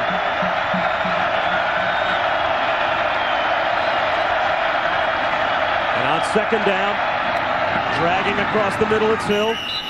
A gain of 6. Monday Night Football on ESPN continues next week in the thin air in Invesco at Mile High. Vince Young and the Tennessee Titans take on Jay Cutler and the Broncos. Monday Night Football on ESPN at 8:30 Eastern. Coverage begins at 7 with Monday Night Countdown. And Miami has spent a timeout and stopping the clock with 1:10 to go before halftime, facing 3rd down and 4. But, Coach, when you look at everything that Kyle Wright has gone through, not having those weapons we've always known at Miami, and the coaching changes that have taken place, 3 different offensive coordinators in 4 years, how would you sum up the struggles that he's gone through? Well, I would sum it up this way, and I don't know the young man, but he's terribly gifted. He's tough. We've seen him today stand in there, take hits, deliver the ball accurately. He's 11 out of 18 for 146 yards. You give him back those 3 drops, so then maybe he's 14 out of 18 for 175 yards, which is a wonderful day under extremely difficult circumstances while being hit on most plays. The guy's a good football player, but in football, the quarterback needs everybody else to do his job. He certainly needs his teammates to do their job here on 3rd and 4 at the 10. Under pressure, Wright stays on his feet, fights his way to the 9, but Miami's going to have to settle for a field goal. You know, I think you're right. I think they're going to settle for a field goal attempt here, but I'm not sure that's the right thing to do. They're at the 9-yard line with a chance to score, and maybe the 3 points are more important as a morale factor, but they need touchdowns to win this game. Francesco Zampogna on from 27 yards out. And the Canes are on the board. A flag down on the play, though. And it would be a 1st down if it's against Virginia Tech, and it is. Here's one of the oldest discussions in football. Do you take points off the board to keep a drive alive? You got 29 seconds. My answer for Miami in this situation is absolutely. You take the penalty and see if you can get a touchdown before you go in the locker room. And that is exactly what they'll do. They'll send their offense right back on the field, and they will have in 29 seconds with the timeout as well, freedom still with their play calling. They could still run the ball in one of these plays in this situation, and they'll have it at about the 5-yard line. I don't think they should run the football, but if they've got a run that they feel good about, that they think can go in the end zone. I guess my point being with 29 seconds to go, that if you're Virginia Tech, you can't necessarily flood the end zone knowing that they have to throw the football. Virginia Tech's in trouble. They can't get a defensive signal in the game. Adibi's down there signaling, tell me what to do. Finally, he called something. Right. Pump fake. Right into the end zone for a Miami touchdown. So the Canes answer back, and they get 6 after Virginia Tech gives them a free one with an offsides penalty on the field goal attempt. Let's go! Absolutely unbelievable situation. I've never seen this with a Virginia Tech coaching staff. They could not get organized. The players did not know what the defense should be. Adibi's out there making one up, and they give up the touchdown. Wow. And Zampogna's extra point is good. So Miami gets on the board. It's 17-7. First the penalty, then a tough time getting lined up, so they play a straight zone defense. You got a DB who's playing what we call a spy. He's a robber in the middle of the field to prevent exactly this kind of thing. He's the best tackler on the team according to the coaches, and guess what? Kyle Wright gave him a leg and took it away. Well, Wright, in spite of only 7 points being on the board here in the first half, he has played a heck of a first half for Miami. And with more, down on the sideline is Quinn. Bob, you touched on 3 offensive coordinators, 2 head coaches, new systems, new terminology. Coming out of high school, keep in mind, Kyle Wright considered a better player than Reggie Bush, a superior quarterback prospect than Jamarcus Russell and Brady Quinn. But that last play really sums it up. His toughness, and Coach Curry, you mentioned it, just refusing to give up on that drive. How many times has he been hit in this game? And he has clearly earned the respect of his teammates on the sideline. This Miami bench is now enthused, and they've got a shot in this ball game prior to halftime. Well, I think those are all wonderful observations. I guarantee you he's got Xavier Adibi's respect now too, because I mean he took him on with the shoulder and he spun, and the old joke about give him a leg and take it away, he got that in the end zone against the best tackler on Virginia Tech's team. A squib kick will bounce, and it finds its way to Josh Morgan. Morgan with some blockers out in front, still on his feet, and now pays the price for standing still at the 41-yard line as he gets a face full of Miami Hurricane with 10 seconds to go before halftime, and I would imagine that this will be the put the ball in the freezer lineup for Virginia Tech with a 10-point lead. What Randy Shannon's got to do when he goes in here at the half with his team is to really make capital of that 7 points that was just gutted out by his team. The defense did their job, the offense did their job, the quarterback did a heroic effort to get it in the end zone. He's got to emphasize all those things, and I'm sure he will. Glennon will put it up with 10 seconds to go before halftime, and it's knocked away. Bruce Johnson leveled Josh Morgan with 3 seconds to go in the first half. Number 2, Josh Morgan, incomplete.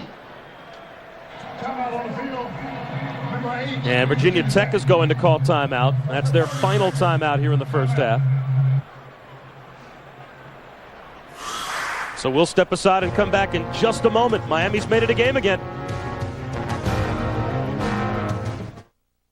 For over 50 years, the tradition of excellence has continued in the Atlantic Coast Conference.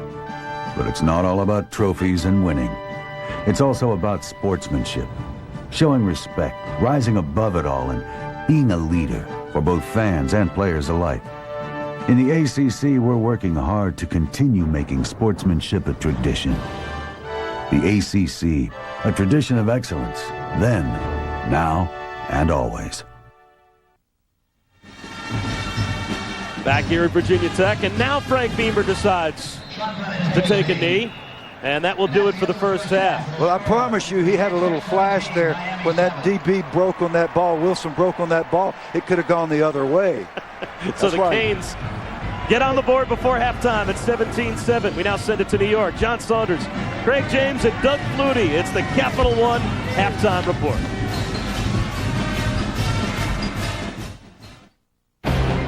All right, guys, thanks. Just about set to start the third quarter here at Lane Stadium. College football presented by Best Buy, and Miami is back in the game. 17-7 as they trail the 10th-ranked Hokies by 10. Bob Wischusen here with Coach Bill Curry, and Quint Kesnick will join us in just a moment. It was a first half, really a tale of two quarters. Virginia Tech dominated the first quarter, and they put 17 points on the board. Miami dominated the second quarter. They were only able to manage 7, though. Virginia Tech 150 yards the first quarter, minus 12 the second. Miami 6 yards the first quarter, 138 the second. Miami actually outgained Virginia Tech for the half, and they gutted their way into a score, and they are in this football game. It was really something to see. As we take a look at some of our first half highlights, this sequence at the end of the first half is really what got Miami back in the game. Well, this began, if you'll recall, with Miami being stopped at the 1-yard line. The defense did a great job and held them down in there, got the ball in great field position, which is exactly what happens when the defense plays well. Beginning at the 30-yard line, Kyle Wright actually beat Xavier Adibi at the goal line.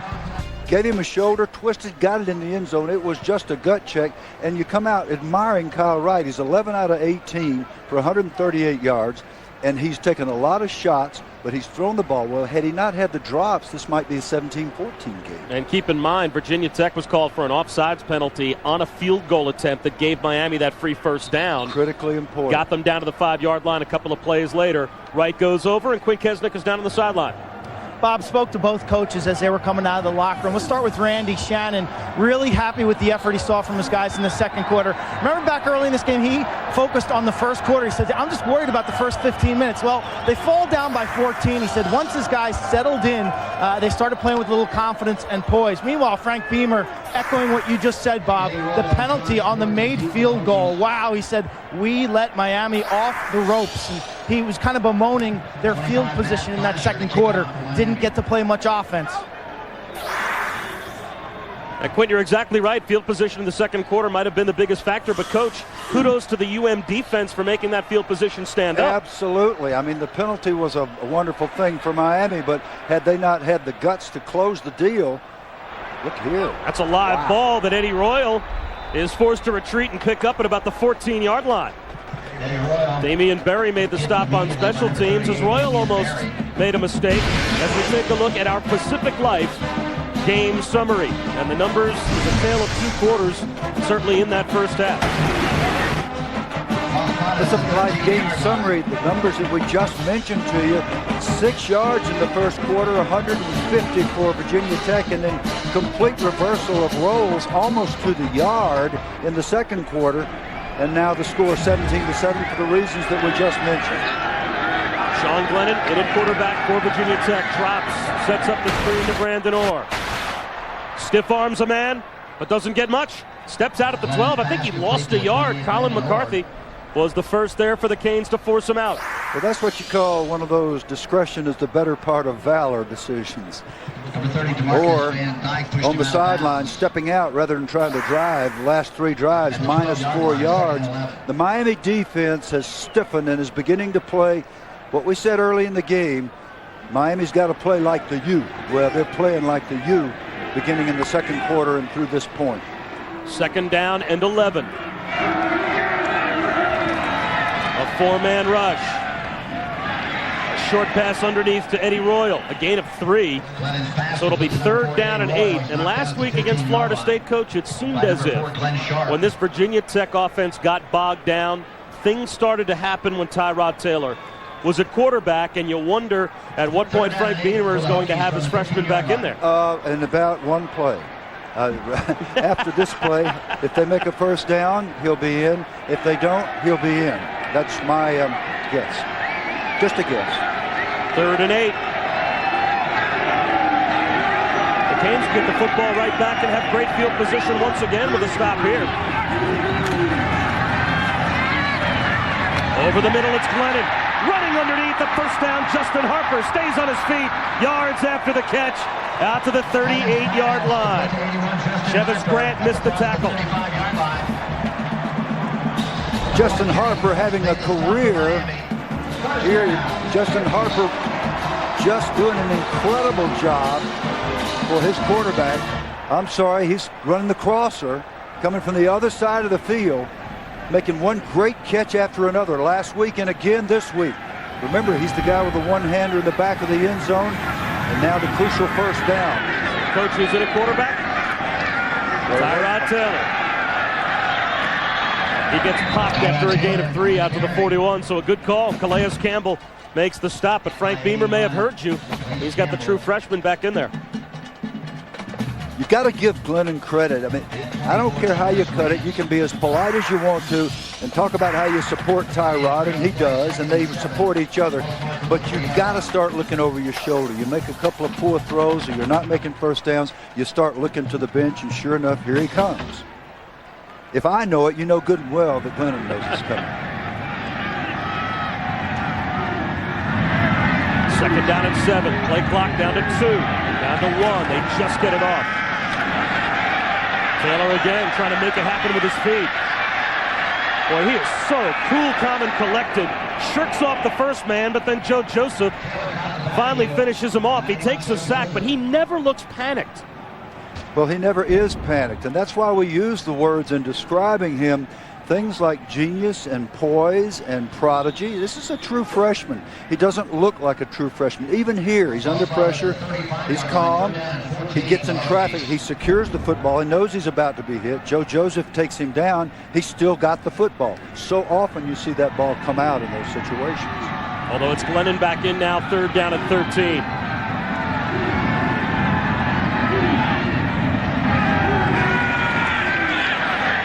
Glennon flushed out of the pocket. Has a first down.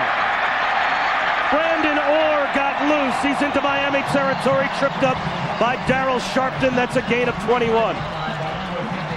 When we talk about the natural poise and gifts of the true freshman, how about the senior who knows how to start at the line of scrimmage, draw the linebackers to him, and then hit his quick running back who's found a way to get to an open spot. Great job by Brandon Orr, an even better job by Glennon.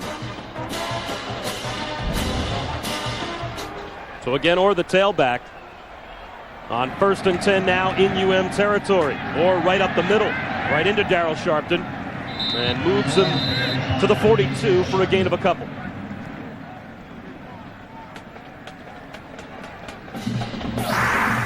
Quickly, the quarterback switch is made again. As you can see, Brandon Orr averaging close to 6 yards per carry to go along with a touchdown. A couple of receptions as well, and Tyrod Taylor is back in. I asked Randy Shannon this morning, what is it about your team you want people to know? He said, I want people to understand this is a beat-up team. We just have very few people that are healthy, ready to play. So it's just a valiant effort by the entire Miami squad. Taylor again is flushed. Down the sideline, has a first down and more. Inside the 30 of UM. Vegas Franklin forced him out. And Taylor's shaken up. He picked up 13 yards. And it looks like he's holding his left hip.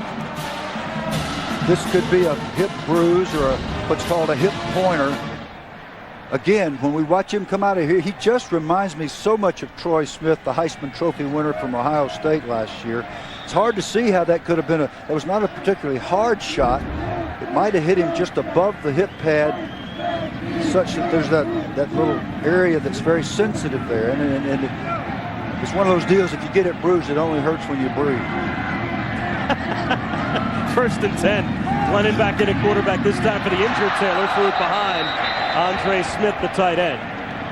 So it'll be 2nd down and 10. And I thought it was interesting, too, the coaching staff talking about the decision as to whether or not they were going to redshirt Tyrod Taylor. Wouldn't that be, for Frank Beamer, the tempting thing to do, to have him study for a year under a player like Sean Glennon and then get 4 years with a year of practice behind him? Well, there was a time when that was a very good way to do it, but I don't think they're going to have him 4 years. I think he's going to be gone after 3. I think he's that good. Well, they also said they looked at their opponents. Their offensive line was a little banged up, and they said, you know, it might be good to have a quarterback back there that can run around a little bit. Slant over the middle, and Glennon with a little too much mustard on the pass to Josh Morgan. It was a good throw and catchable for Morgan, and if he caught it, he might have taken it the distance. Taylor is still being attended to on the Virginia Tech sideline. It's hard to see where he was hit hard enough to create the kind of pain he seems to be in. That it's one of those weird things that happens in football. Sometimes just the slightest blow, yeah, it's right there above his left hip pad, and that's really an area that's easily bruised. 3rd and 10, same pattern and the same result. Crowd was looking for a flag, as was Josh Morgan, and Bruce Johnson was there, and this will be a long field goal attempt for Virginia Tech. Yeah, and it's against the wind. You can't see the wind from up here. In other words, if you look at those trailers right there at the top of the pole, look, there goes Tyrod off the field. They're taking him in the locker room. So they want to x-ray or they want to do something. They want to take a look at it without the pads on there. Dunleavy from 44 yards out to try and stretch the lead. Once again. Looks pretty good. And it is. Judd Dunleavy, a 44-yard field goal. He's now 6 for 9 this season of field goals or 40 or more yards. He's had a magnificent year, and it's a 13-point Hokies lead. I can't believe my parents are being so lame. I'm 13. I'm all like, why can't I get my belly button pierced? Tina's got one. And they're all like, oh, well, we don't care what everyone else does. My parents are so incredibly awesome. Rachel, I gotta go. Besides, Tina's a freak. This holiday, put together the gifts they'll really love. We can match a digital camera to the perfect case and show you how the new iPod can store all their photos. That's wow guaranteed. Only at Best Buy. Hey, what you eating on? See a Chipotle grilled stuffed burrito. It's got the right amount of kick. Yeah, for a girl. This is the double Hellraiser with cheese. Oh, hey, ho! You're on fire, dude. Yep, I know it. Hey, ho, How's that Hellraiser treating you? Marinated carne asada steak spiced up with a smoky Southwest Chipotle sauce. It's Taco Bell's Chipotle grilled stuffed burrito. For taste, not fire. Think outside the bun.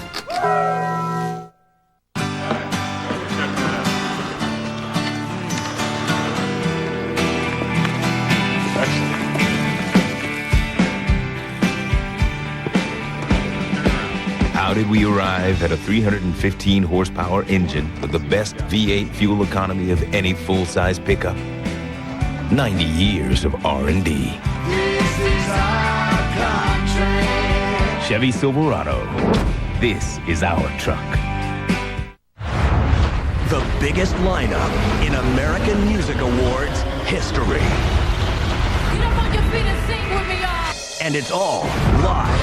The American Music Awards tomorrow, 8/7 Central on ABC. Start here.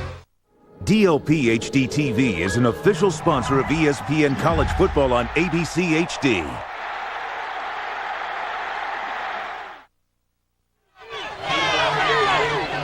College football presented by Best Buy. And it's a 13-point lead for the Hokies. Let's take a look now at some of these upcoming rivalry games presented by Sonic. Clemson and South Carolina coming up as well. Georgia and Georgia Tech. And right at the top of your screen, a divisional championship on the line. Virginia Tech and Virginia next week. And a special guest will be joining us in just a moment about that very topic. As Jenkins gets free and gets all the way out near midfield for Miami. But the head coach of the Cavaliers at Virginia is Al Groh, and he's kind enough to spend a couple of moments with us. Coach, it's Bob Wischusen and Bill Curry. Thank you very much for the time, and congratulations on what has been a magnificent season for you. Well, thank you, and thanks for having me on. And I really, I'm not the voice of the Cavaliers. I just speak for all of our Cavaliers. Al, this is Bill. Did you know that this might be a special team going in? Let's watch this play, and then I'll let you answer that. 1st and 10 for the Canes, just shy of midfield. Right to the outside. Short completion to Sam Shields. Yeah, Al, did you, in training camp, did you get the feeling that this bunch just might be gritty and together? Very much so. That was in development throughout the winter and the summer, but this team, as you mentioned, Bill, has a special mental toughness about it. Who are your bell cows? Who are the guys that really lead the team? Again, we'll watch this play and then you can answer. 2nd down and 4.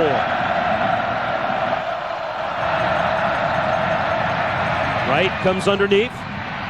Javaris James, a 1st down. Go ahead, Coach.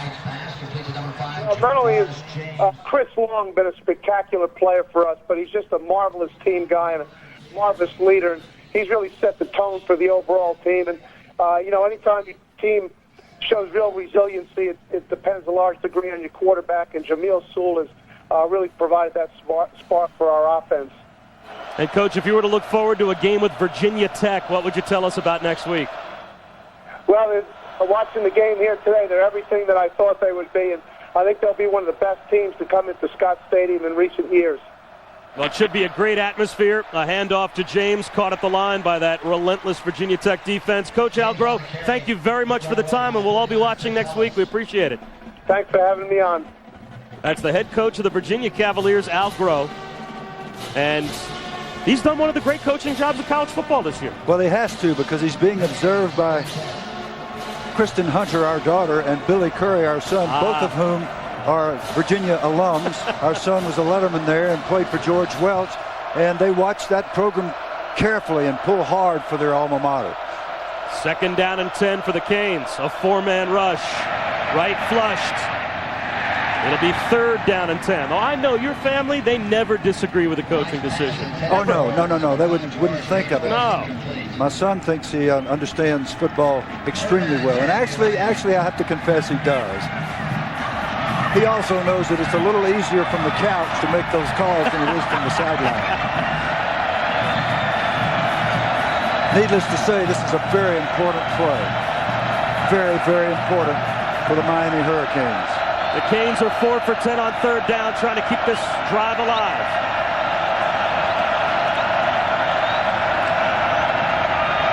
Wright steps up. Again underneath, it's James. Can he get to the sticks?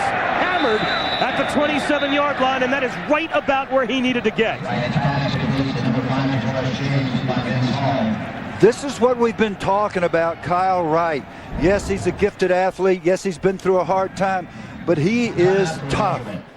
This is a gutty thing to do. You know you're going to get drilled in the sternum, and you get the ball to your running back and give yourself a chance to make the first down.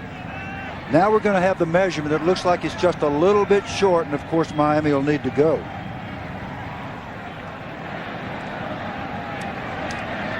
If the Canes are short, and they may be, it's by less than a yard, certainly. Maybe by about 1.5 feet. How about a foot?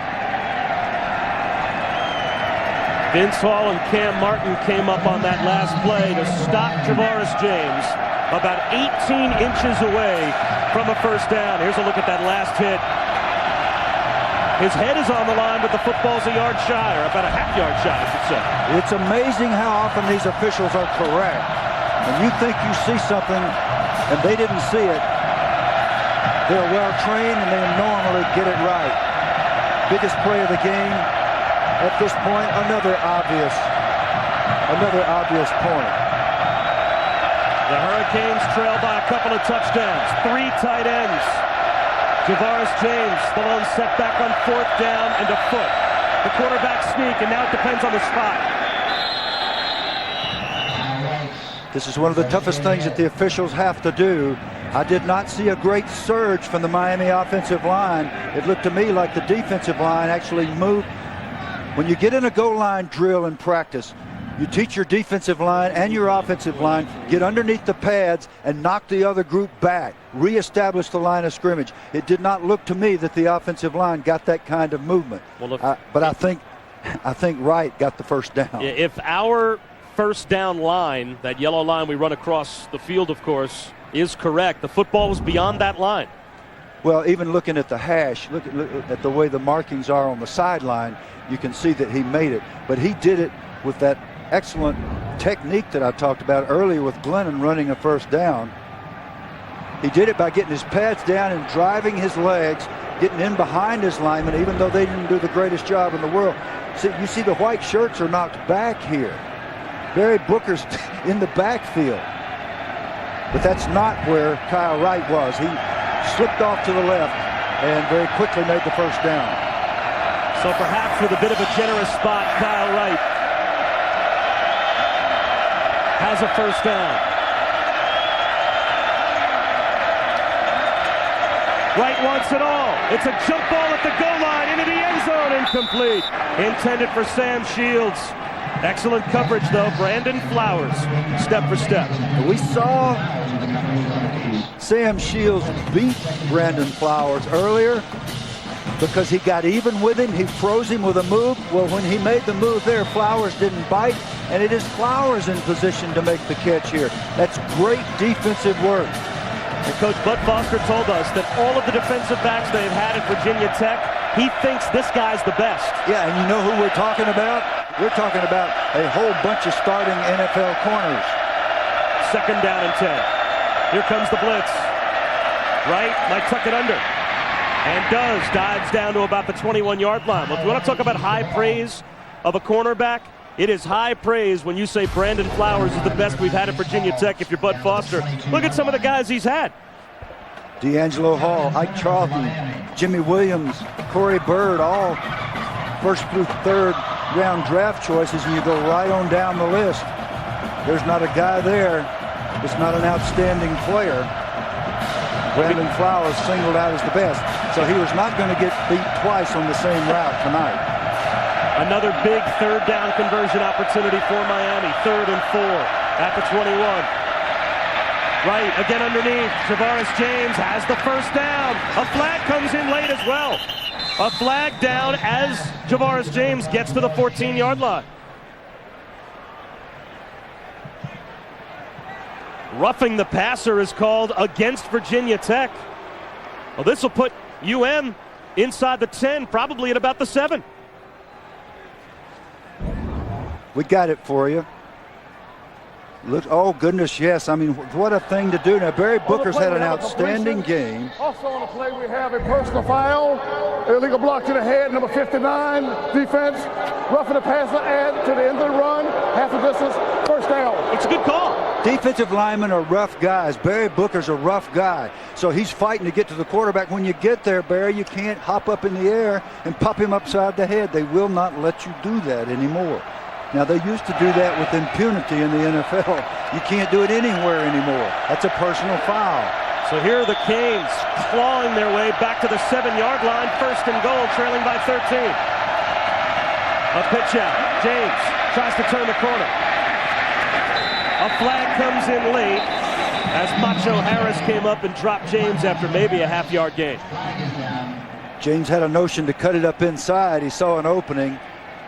And now holding against Virginia Tech. Let's go back to Matt Weiner in the studio. All right, Bob, our nominee for the Pontiac game-changing performance comes from Georgia, where Kentucky led 10-7 when Keelan Johnson blocked the punt. 6 plays later, the Bulldogs cashed in on this Thomas Brown touchdown run to take the lead for good.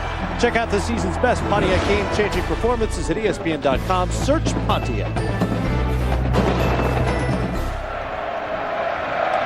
All right, Matt, thanks very much. So Georgia in control against Kentucky. They actually won that game, and that last penalty called against Miami. So now it's first and goal at about the 17-yard line. Swapping penalties. That was a big one by Derek Morris, the right guard, number 71.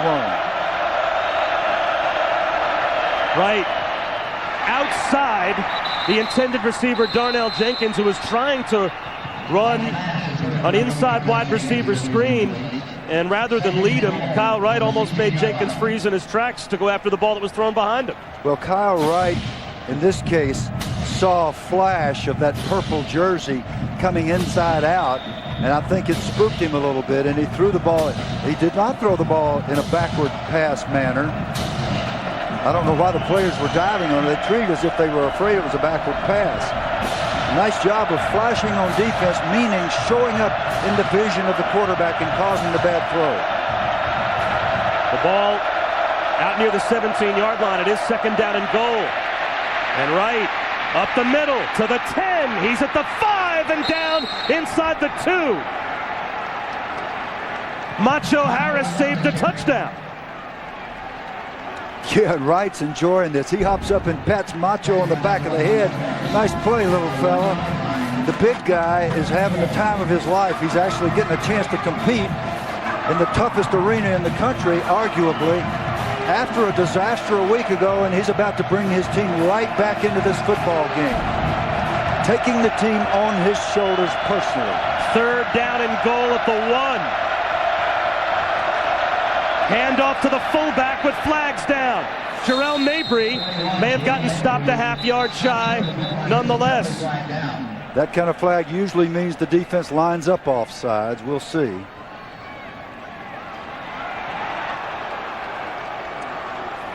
Nikos Brown, number 47.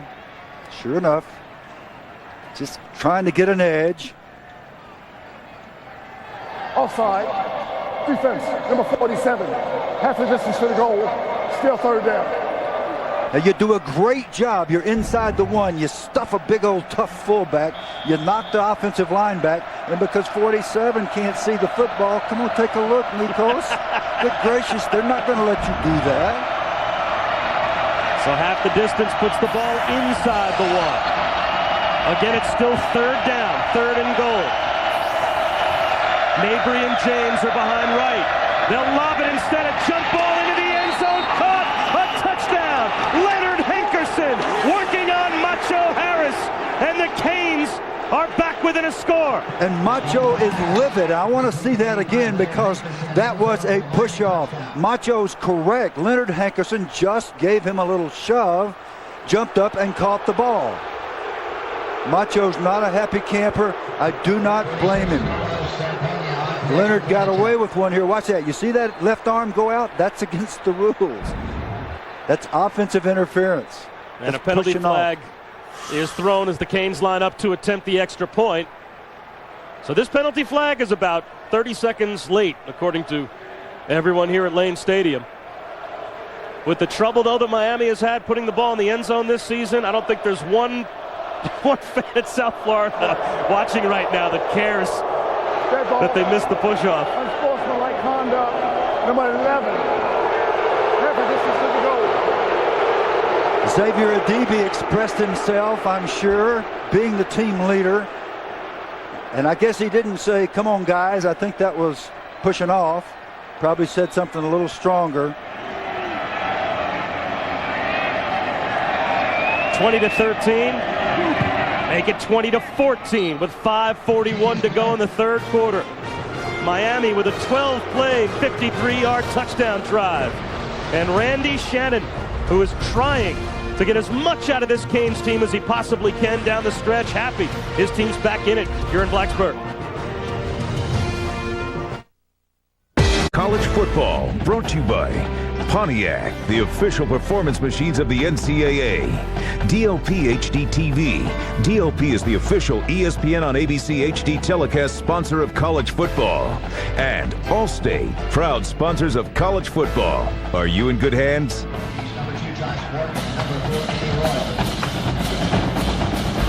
Well, there's a look at the touchdown maker, Leonard Hankerson. Hankerson came into today, this season, with 3 catches, coach, for 25 yards. Today, he's got 2 catches for 25 yards and his first touchdown. He's probably the last guy that Virginia Tech thought that pass was going to go to. Josh Morgan, pretty good field position out to the 32-yard line. And here's another look at the touchdown or penalty. Well, every now and then you got to get a break in the sport of football. Here's Hankerson. He's going to be going against Macho Harris right there. He's going to get in the end zone, get his body turned, give a little shove with the left arm, which is against the rules, go up and catch the ball. Macho flips out.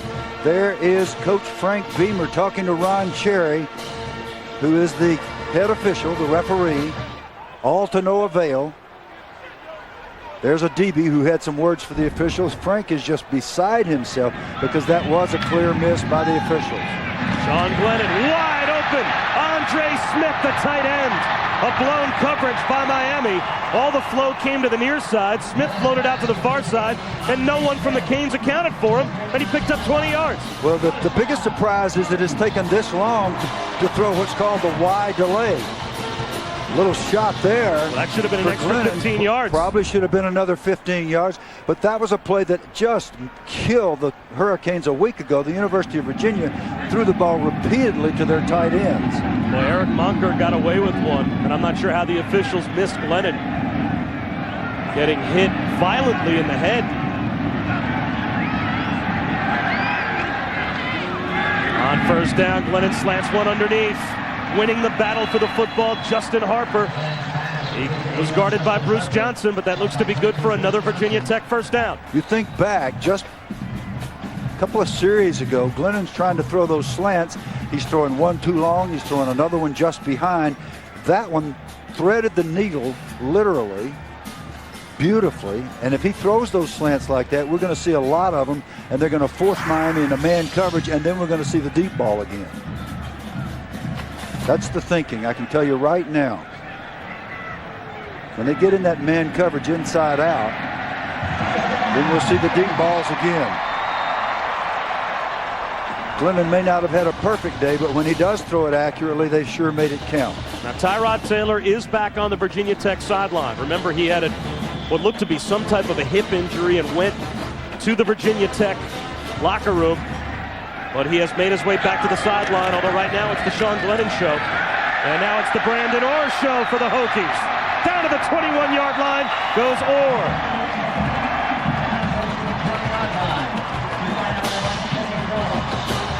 Great job up front. Andre Smith, Ed Wang, the big right tackle, the guy that came back off the injury, sealing the inside, and then a slip. Kenny Phillips is having trouble with his footing tonight. He slipped and wasn't able to come up and deliver the blow that he normally does from his strong safety position. Brandon Orr having the best night of the year. Orr down to the 15-yard line. A gain of 6 more yards. Willie Cooper on the stop. Great football atmosphere here in Blacksburg. Lane Stadium is the spot. An ACC matchup between UM and Virginia Tech. Bob Wischusen here with Bill Curry and Quint Kesnick.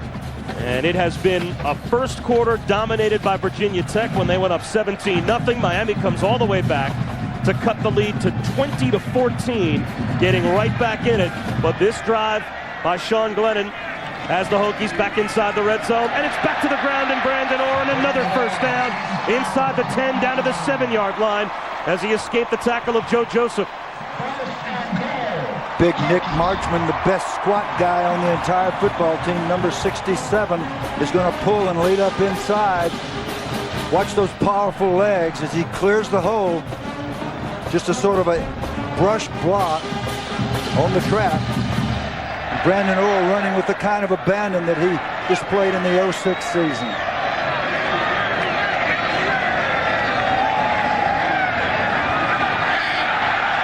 Play clock down to 1, and Brandon Orr calls timeout. That's a smart play by the junior tailback. He saw that the flag was about to be thrown for delay of game, and now a flag has been thrown on the far side. Timeout in the field was called prior to the flag being thrown for delay. Timeout. So they pick up the flag, and you can see Frank Beamer giving a pump of the fist to Brandon Orr. A nice job by the junior tailback to avoid the 5-yard penalty. You're watching ESPN on ABC. Any luck? Some. It'll be prettier, bigger. Want to see? Sure.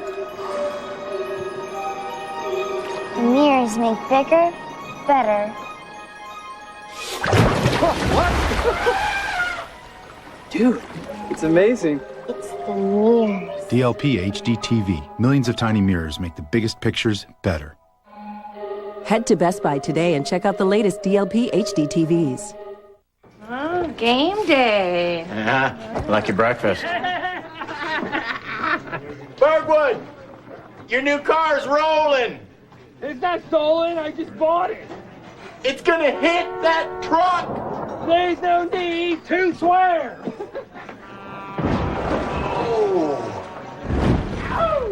Hot car, huh? It's on fire. Do you have new car replacement? Call Allstate to sign up today. Are you in good hands? They pick up touchdowns, pick up the bucks, and pick up their teams. Enterprise salutes NCAA student athletes for picking us all up. Pick Enterprise. We'll pick you up. Rescue Dawn is relentlessly exciting. Christian Bale gives the performance of his life. Inspired by the true story. Rescue Dawn on DVD Tuesday. At Michelin, our tires are rigorously tested. They're laser checked, X-rayed for structural integrity. And finally, no tire leaves the factory without a thorough hand inspection.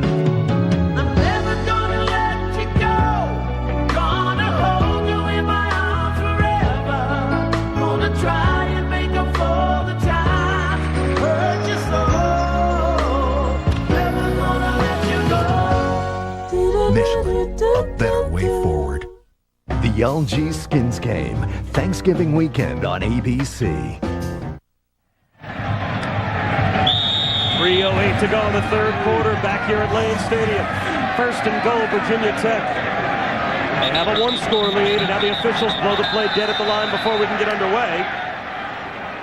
As Glennon had his team ready, and they have to reset the play clock. It was begun just a hair too early. Never a good sign when the officials are looking over at Frank Beamer with arms outstretched going, well, I don't know. Did you ever get that? What was your response? You got the outstretched arms from the officials. They wouldn't look at me. Look at me! Look at me! No. Right. Anywhere but you. They look at Frank Beamer. Now is set first and goal. At the 7. Orr to the 5. In! Touchdown! The second touchdown run of the day for Brandon Orr. And Virginia Tech answers the Kane score.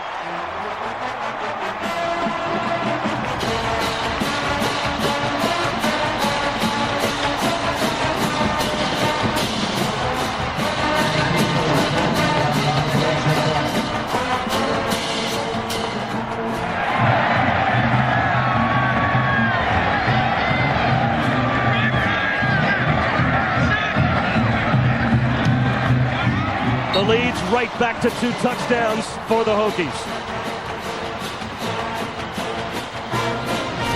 A 6-play, 68-yard drive by Virginia Tech. And Brandon Orr has a 2-touchdown day. Dedication, hard work, while always looking to the future.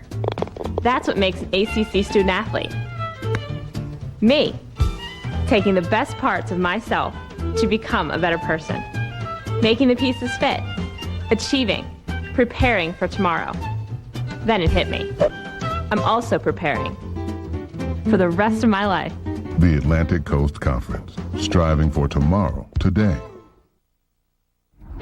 Sports Center Minute powered by Vizio. Beanie Wells, 62 yards on this touchdown run as Ohio State cements a berth in the Rose Bowl. Michigan, with the loss, also has a 10 a.m. news conference on Monday, expected to announce Lloyd Carr's retirement. Vanderbilt's kicker Brian Hunfeld had a chance here to win the game, but it just doinks off the upright, and Tennessee survives, so Tennessee still with a shot to go to the SEC championship game if they win next week. Back to you. The kickoff comes down to Darnell Jenkins. Jenkins gets a lane all the way out across the 40 to the 43-yard line, so great field position for the Canes, but Bill Curry, they're down by 2 touchdowns again. Good football teams answer. Great football teams answer definitively. You'll see Ed Wang followed by Brandon Orr. 2 of the players injured. Wang, the big man around the corner, sealing the inside, sealing off the entire inside of the Miami defense with his block. The unbalanced formation could be given credit to Brian Springsteen, the fine offensive coordinator for Virginia Tech.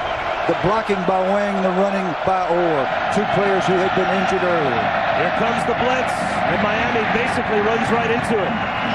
Cam Martin came on a blitz from the near side, and it looked like that's where Javaris James initially wanted to run to. He looked up and saw Cam Martin, but whoa, I better cut back to the left, and he picked up a yard. Well, a good offense has got to be like a good religion. You got to have an answer for everything. They have not had an answer for that Cam Martin blitzing off the edge today. The quarterback has to see that and get a blocker on him.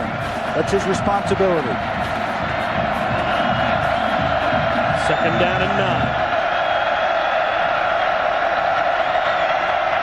Here comes the blitz again. Right, hit as he throws. Intercepted. Macho Harris. Down the sideline. Harris inside the 20.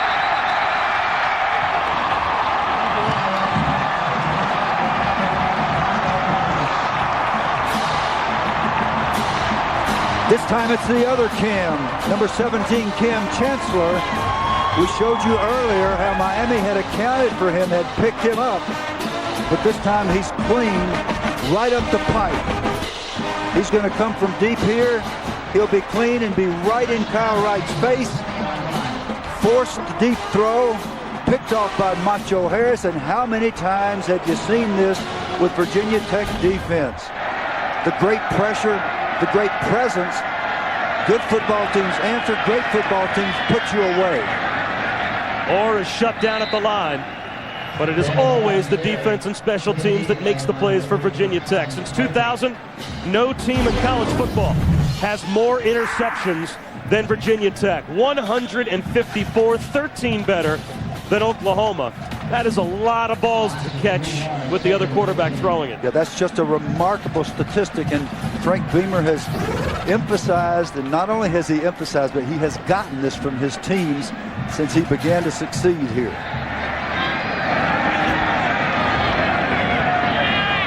Second and 13. Glennon on a keeper.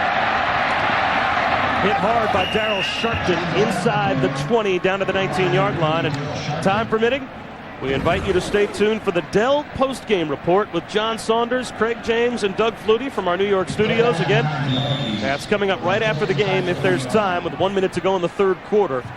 Right now, Miami in danger of falling behind by 3 scores. Yeah, I've sort of stuttered around and tried to say it a couple of times. Good teams answer when you score on them. great teams answer and then put you away, and that's what Virginia Tech is trying to do right now. 3rd down and 9. Here comes the blitz. Glennon lobs one towards the end zone. Jump ball and incomplete. That was good coverage by Bruce Johnson. Inside of Josh Morgan. No flag came out, nor should one have fallen. Randy Shannon is all in his defense's face over on the sideline prior to the last score. And he comes with the pressure now. You get close, you get within field goal range against good defenses, and they're going to come after you, and they're going to expect their corners to do what Wilson did right there and be in position yourself to make the catch. Dunleavy already 2 for 2 today. Both 40 yards or better. This one comes from 37 yards out. Tough angle for a right-footed kicker. He handles it, though, right down the middle. Now, keep in mind, Miami's defense, this might be a bit of a Hail Mary for the Canes coach, but they did a pretty good job right there, holding Virginia Tech to only a field goal, and mathematically, it's still a 2-possession game. They did a very good job, and they kept themselves with a chance. Yes, technically a 2-possession game, assuming you can go for 2 and make it both times, and that's problematic as well. But Miami has shown a lot of fight, a lot of grit, and Randy Shannon has them in the huddle over there. He's coaching them as this game progresses. It is his personality that has distinguished their defense through the last decade. And he intends to impose it on them here and have them finish this thing fighting every step of the way. Here he is with his linebackers. He's not panicky. He's not spitting and spewing and cussing, but he's exasperated. He doesn't want Brandon Orr running up and down the field. Orr had 4 carries for 38 yards on the touchdown drive. He wants that stopped. Well, Randy Shannon's resume, 3 national championships as a player and coach, and it's always been defense under Randy Shannon. And National Coach of the Year, Assistant Coach of the Year in 2001. Well, in the 6 years that he was the defensive coordinator, 5 of those 6 years, UM was in the top 10 in the nation in total defense and the top 13 in the nation in scoring defense, including in the top 4 in scoring defense 3 times. Well, this time, the kickoff is pounded deep by Dunleavy, and it will go as a touchback. 30-14, Virginia Tech on top. Great atmosphere here at Lane Stadium. With more, here's Quinn. Bob, what a difference 5 minutes makes in this ball game. At a time where Miami, when Hankerson scored that touchdown, you could get a sense on this Virginia Tech sideline that they were starting to become unraveled, just uneasiness. Next thing you know, they answer with the Brandon Orr touchdown, and now all the momentum has shifted. Just an amazing turnaround. Miami's sideline is now down and flat. Meanwhile, Virginia Tech, they've got to hop a new step. Well, trying to get a hop back into Miami step. To the outside, it's Darnell Jenkins from Kyle Wright. Brandon Flowers came up and made the stop.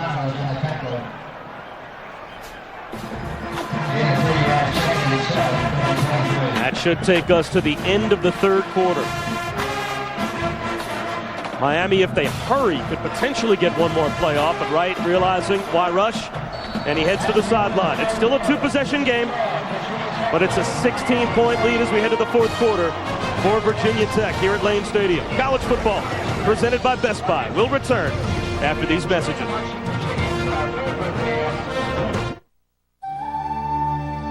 Retirement isn't just about spending endless hours enjoying warm tropical waters. It's not even just about leaping and jumping for joy because you planned ahead smartly. And it's not even about sharing time with family and friends over a great meal whenever you want. Or is it? It's time to start thinking about tomorrow. Ask your financial professional about Pacific Life, the power to help you succeed. It's the season to shop, and the Red Tags are coming back for the Buick Pontiac GMC Red Tag event. And right now, they're bringing the best values of the season. Look for the Red Tag and get 0% financing for 60 months on remaining 2007 Pontiac, Buick, and GMC models. That's 0% financing for 5 full years on all 2007 cars, light-duty trucks, and SUVs while supplies last. The Red Tag event. See some red, save some green.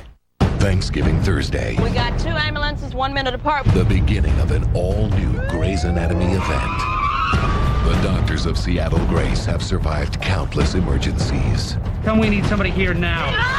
But nothing You guys. has ever hit You guys. this close to home. An all-new Grey's Anatomy event, Thanksgiving Thursday at 9/8 Central, followed by a special preview of October Road on ABC. Finally, a shopping experience you will love. The Nissan Year-End Sales Event. The perfect time to shop for a more versatile bed, for 317 horsepower, and the longest bed available on a crew cab. The savings are truly special, like $5,000 total cash back on Titan Crew Cab or Titan King Cab. Now is the time to shop for your new Nissan. And now through December 3rd, get $500 holiday bonus cash on most Nissans. See your Nissan dealer now.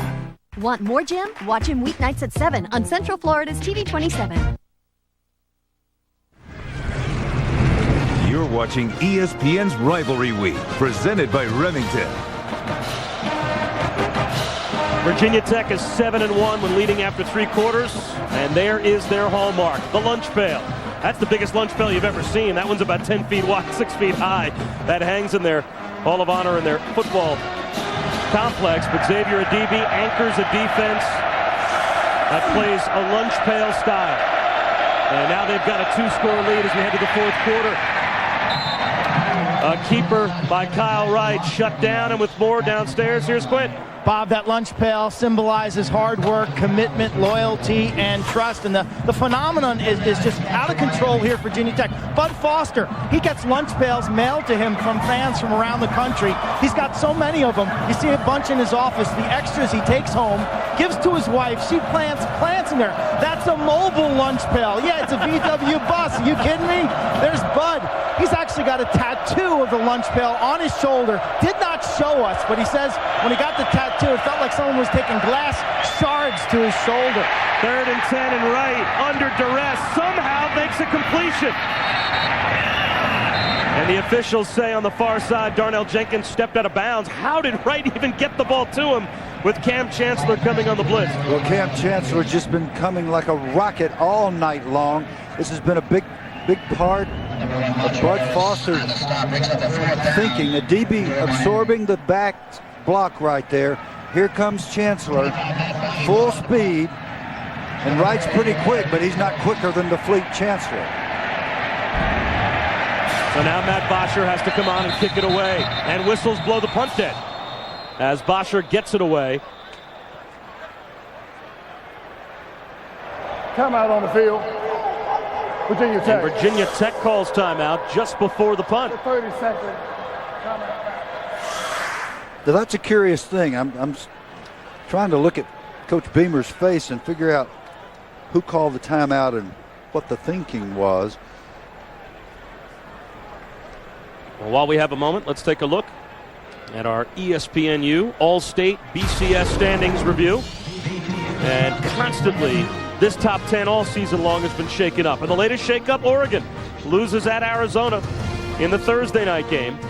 And some key night games still to come. Oklahoma tonight down in Lubbock, and West Virginia taking on number 22 Cincinnati, as those two teams are holding on to very serious BCS championship game hopes.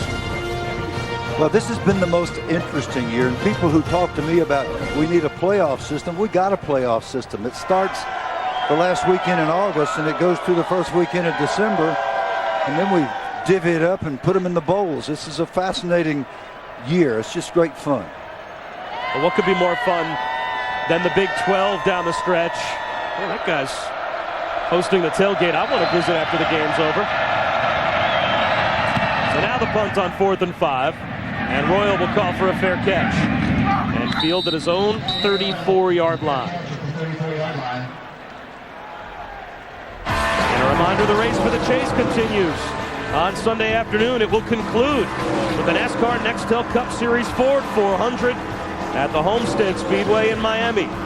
On ABC, Sunday at 3 Eastern. For more information, log on to ESPN.com. And as we take a look at the standings, a heavy favorite going into this weekend, Jimmy Johnson, the leader by 86 points over Jeff Gordon, against Sunday at 3 Eastern.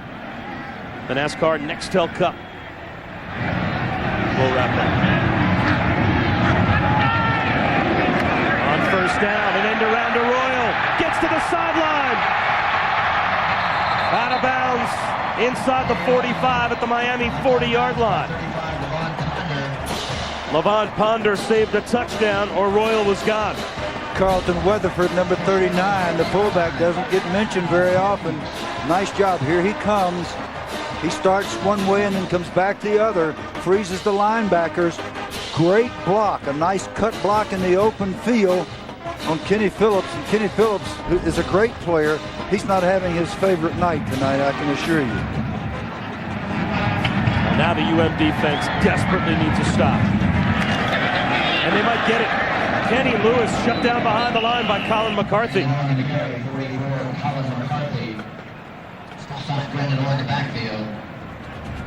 Always told you that the NASCAR Nextel Cup Series wraps up this weekend, and I guarantee you that young man will be watching. Nick Marshman, the left guard for Virginia Tech.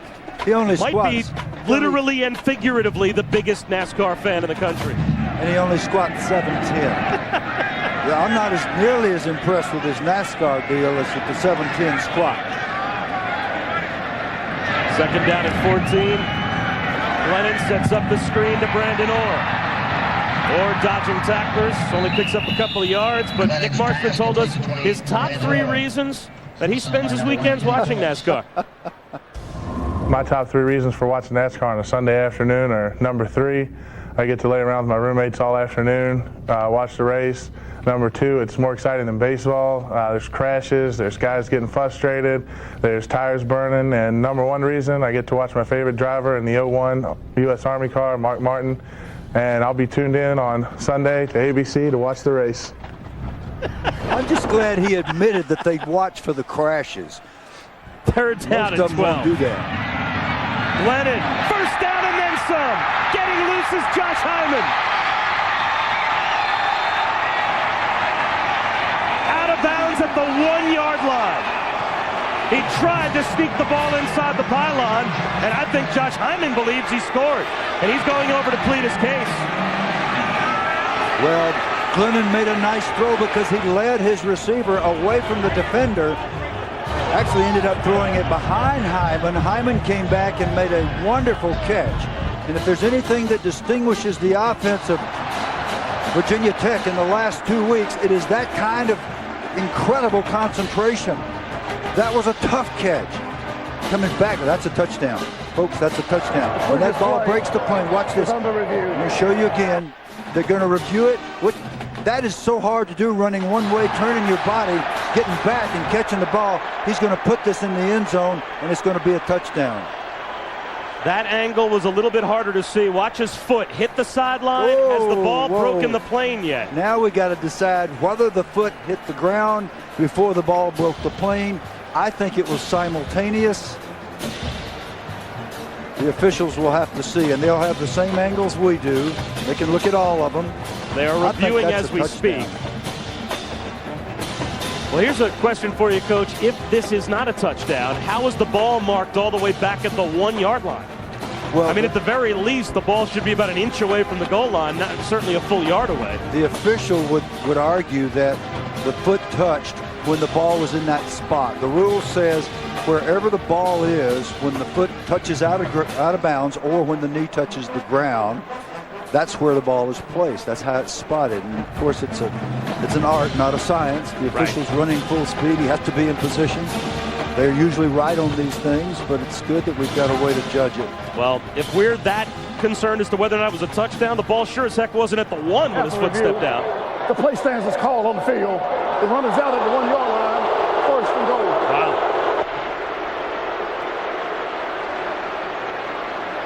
Well, we'll take one more look. He does step out of bounds, but is the ball all the way back at the 1-yard line when his foot steps out there? I think the official would argue, yes, that it was.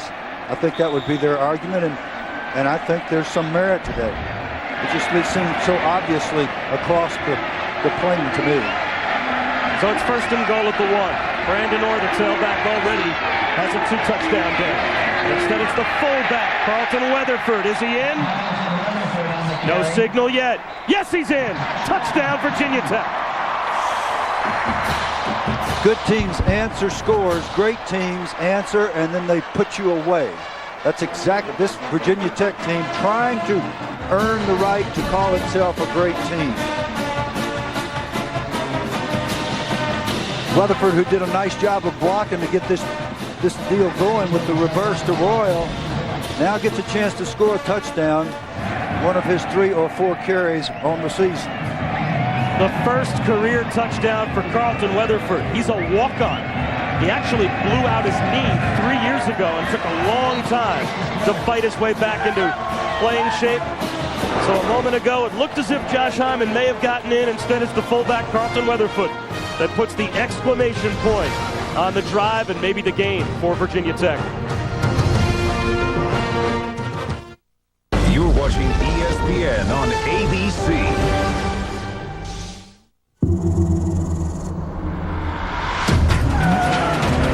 The Ford F-150 has massive lower front control arms and rear shock absorbers mounted outside the frame rails, giving it the highest available payload in its class, and giving you unbelievable handling and control. Now that's forward thinking.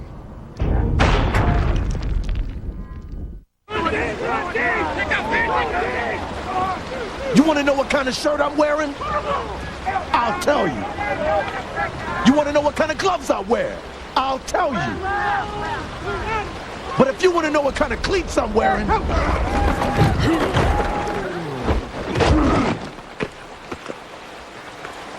you tell me. Sports Authority, dedicated to the dedicated. Hi guys, what's going on? Buzzword bingo. Buzzword bingo? These innovation meetings are killing us. The hype, the jargon. The buzzwords. Every time you hear one, you mark your card. In short, we are 100% committed to facilitating a culture of out-of-the-box, goal-oriented, value-added, disruptive Web 3.0. Bingo.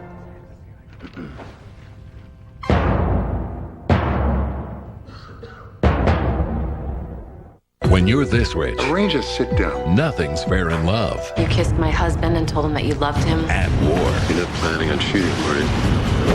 An all-new Dirty Sexy Money. Wednesday at 10/9 Central after an all-new Private Practice on ABC. It's quiet right now on the streets just outside of Virginia Tech. They'll be partying a short time from now, assuming the Hokies can hold on, as they have now firmly taken control, 37-14 over Miami. So the Canes about to get the football back. This will be Jenkins from the 4. Nowhere to go. But Coach, amazingly enough, should Virginia Tech hold on and win this game, it would be the first time in 4 years that the home team has won when these two teams have gotten together. That's right. 4 out of the past 6 years, the visiting team has won. 3 in a row.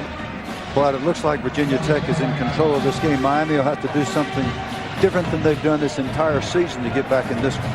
Yeah, Miami has not put many points on the board this year, and now they find themselves trailing by 23 with 11.5 minutes remaining.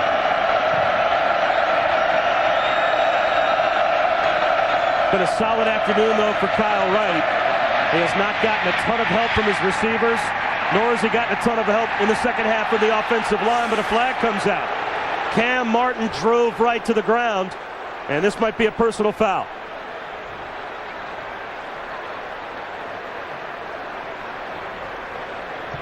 Kyle Wright, pass goes incomplete. Just for grounding, 7, lost it down, 3rd down. Second out. Wow, so instead the penalty is against Kyle Wright for grounding. Cam Martin thought they were going to call it on him for roughing the quarterback. But if you get outside the tight end here, the rule says if we can stop it right here, the rule says when you throw this ball, it's got to land beyond the line of scrimmage.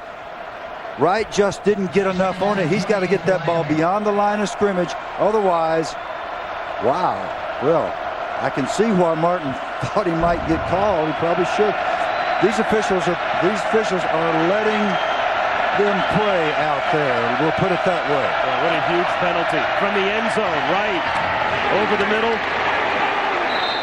Diedrich Epps for a few yards out close to the 10-yard line. Vince Hall made the stop. And Vince Hall, who had been out for the past few games, he broke his wrist against Clemson 5 games ago. But a chance to come back and play on Senior Day, the last game that he would have a chance to play here at Lane Stadium. He has a brace on that wrist, but he has been in there for most every snap this afternoon for that Virginia Tech defense. Bud Foster has a tattoo on his shoulder, but the tattoos that his defense is putting on people are a lot more important to him right now.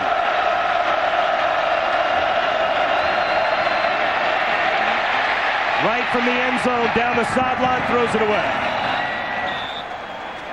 Corey Robertson was pressuring Kyle Wright. And now it is 4th down. And the Canes need to get from Blacksburg to Dade County to pick up a first down. And so now they're going to send that punting unit out from the end zone with 10.5 minutes to go. This happens so many times when you watch Virginia Tech play. They start out, maybe they're dominating, and maybe the other team comes back at them. But they will absolutely take the life out of you in the 4th quarter. A nice punt, though, by Bosher. Royal from his own 37. Eddie Royal picks up a couple of blocks and makes a couple of moves on his own. And the all-time best punt return man in ACC history gets out to the 44-yard line. So Virginia Tech has it, and they are in command here in the 4th quarter. Hello, I'm a Mac. And he's a PC, the best-selling computer platform in the industry. What is this PC? Oh, I hired a PR person, to smooth things over after that whole Vista problem. By problem, he means a few early adopters have faced some minor challenges. Yeah, some people even started downgrading back to XP. Oh, that's too bad. And by downgrading, he means they're upgrading to an older, more familiar experience. And with your new operating system, Leopard, and its cool features, some people might even switch to you, so. No comment. Why you always get fresh? Because I have the higher one. Hey. It's Bobby Bowden. I'm going to touch him. Now would be a good time to have accident forgiveness. Part of Allstate Your Choice Auto Insurance. Are you in good hands? Let me upgrade you. And let me upgrade you to the best channels in HD.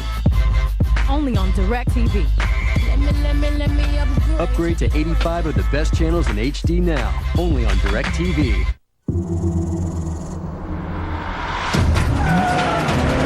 The Ford F-150 has massive lower front control arms and rear shock absorbers mounted outside the frame rails, giving it the highest available payload in its class. And giving you unbelievable handling and control. Now that's forward thinking.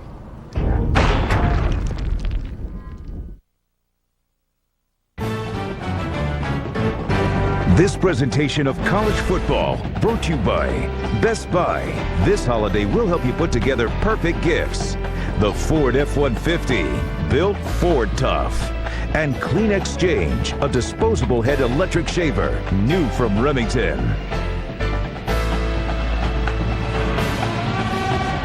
Back here at Virginia Tech. What is that place?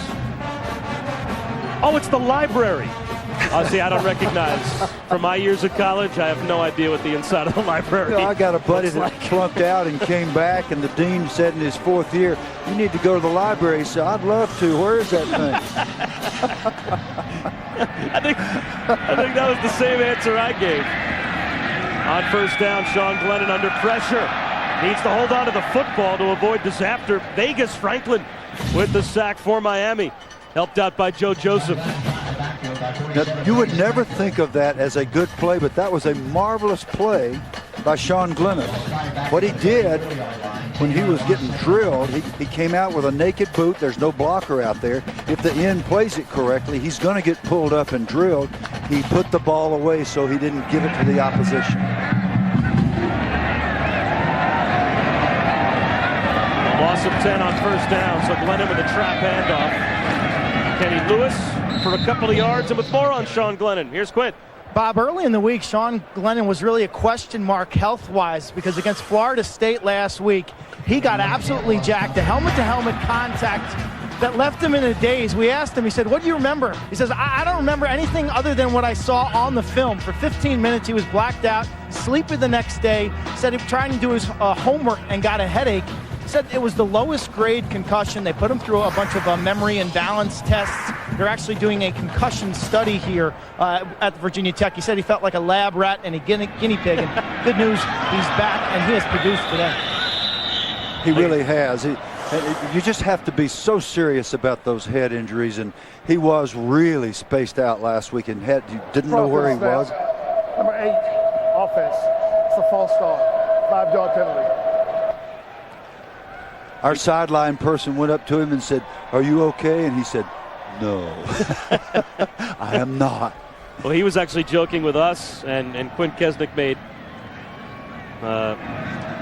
reference to it, that a couple of the guys on the sideline, his concussion, of course, opened the door for Tyrod Taylor to come on, but a couple of the trainers on the sideline who were doing that concussion study, he said, they seemed a little too happy that I had a concussion, because all of a sudden now, as Kenny Lewis gets down the sideline and gets back to where the original line of scrimmage was, says now all of a sudden, as Quint said, I could become their lab rat. And they took me back to the lab.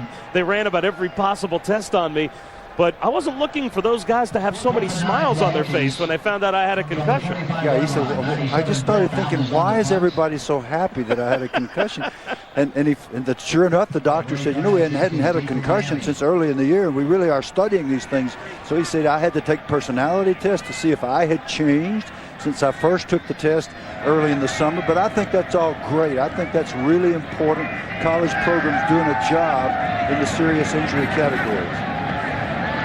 Arnell Jenkins is deep to receive the punt from Brett Bowden. And Bowden gets away. A spiral that drives Jenkins back to the 8. A flag down. And Jenkins is down as well at the 11-yard line. Boy, did he take a divot out at about the 6-yard line. You're not kidding. That looks like one of my 8-irons. Did you hit that a little fat?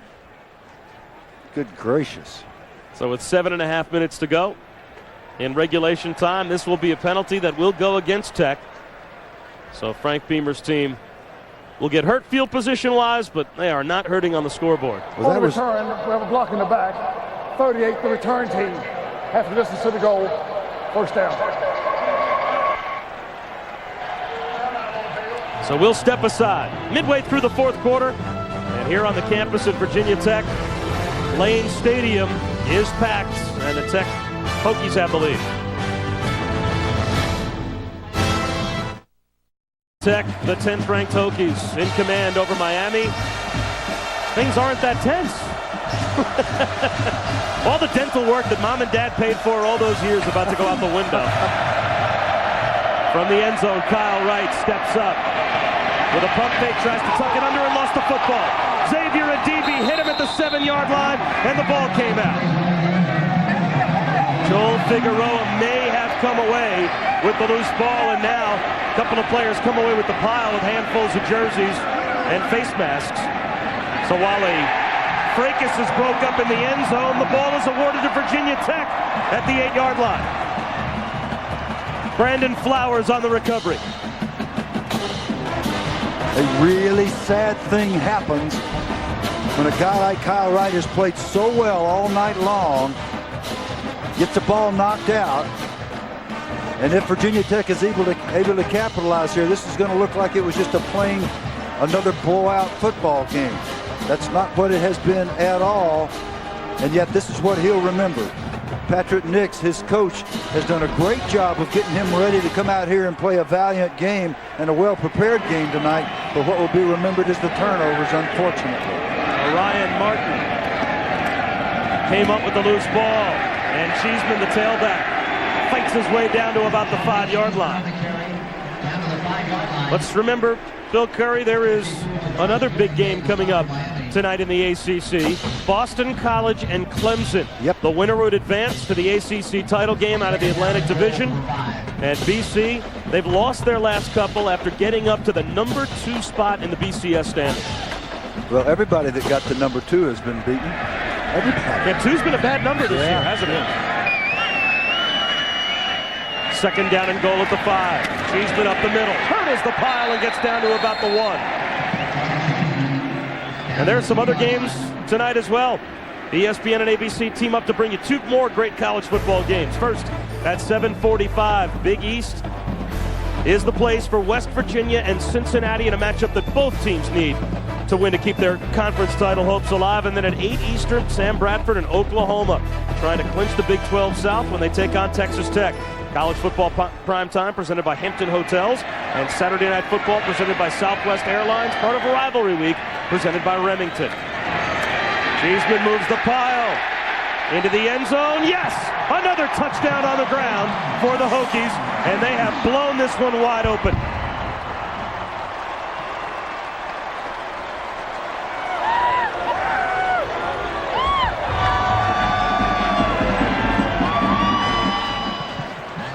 Well, Randy Shannon, the head coach of the Miami Hurricanes, was not able to accomplish his 2 goals, which would have given him a chance to win this game, which is 0 turnovers and stay close in the first quarter. But what he did get is a valiant effort from his team all night long. They continue to scratch and fight, and that's what they'll have to take away from this experience. The public will not understand it. The team will. And believe it or not, they'll build on this effort, and they need to finish it strongly. Good football teams answer when they are scored upon. Great football teams put you away in the fourth quarter, and that's what Virginia Tech is trying to become. Well, Coach, the Hokies have 44 points on the board, but it was again a defensive play that turned this game around as we take a look at our Best Buy playbook. Great pressure here. Cameron Chancellor on the pressure coming from deep, 11 yards deep as a free safety. Could not have been anticipated. The throw was well over the wide receiver, picked off by Macho Harris, who went down the sideline.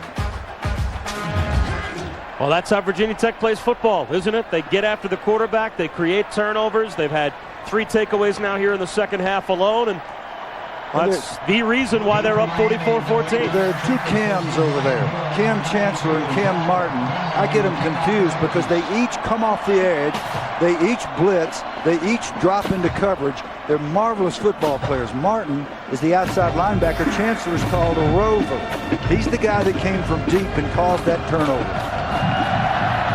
This time a low line drive heads to the far side to Ryan Hill, and he picks it up at the 11-yard line.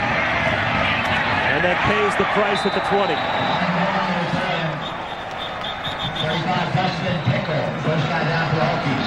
Dustin Pickle made the stop.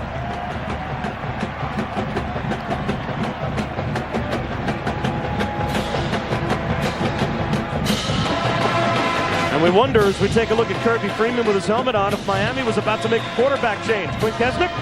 Yeah, Kyle Wright limping onto the field. He got banged up on that fumble in deep in his territory. He stayed down on the field, limped off, was getting looked at by the trainer. Freeman was warming up. I really thought they were going to go to number 7, but Wright courageously comes back out for more. And he goes downtown looking for a big play. Broken up. Cam Chancellor came over and jumped in front of Sam Shields as safety help for Virginia Tech creates the incompletion. 17, Cam Chancellor knocked away. Cam Chancellor does everything. He's going to come from his spot on the hash. He's going to go in the direction I cannot draw right there and come all the way to the sideline to be there to help deep. That's his job in this case. We saw him blitzing on the previous highlight, causing the turnover, and this time we see him as a hash safety doing a great job on the sideline. To the ground and James. Maybe a half yard. And if the statisticians are kind enough to give him a half yard, Coach, that means instead of Miami being minus 6 yards of total offense here in the fourth quarter, that would take them to minus 5. But the Canes, after having a disastrous first quarter, fought all the way back and made this a 6-point game, and looked like they had Virginia Tech reeling a bit, but the Hokies have taken back over with 5 minutes to go. They haven't wrapped up.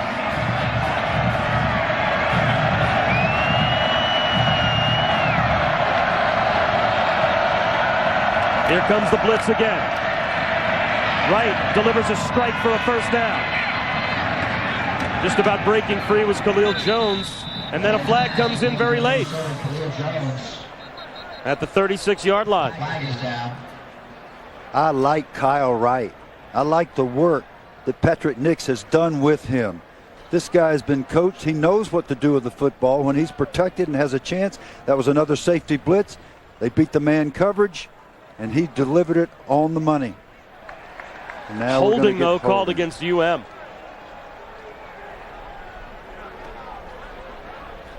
It was a very late flag, which leads you to believe that the call was made right at about where Khalil Jones was brought down. So let's see what the call is. It's an odd thing.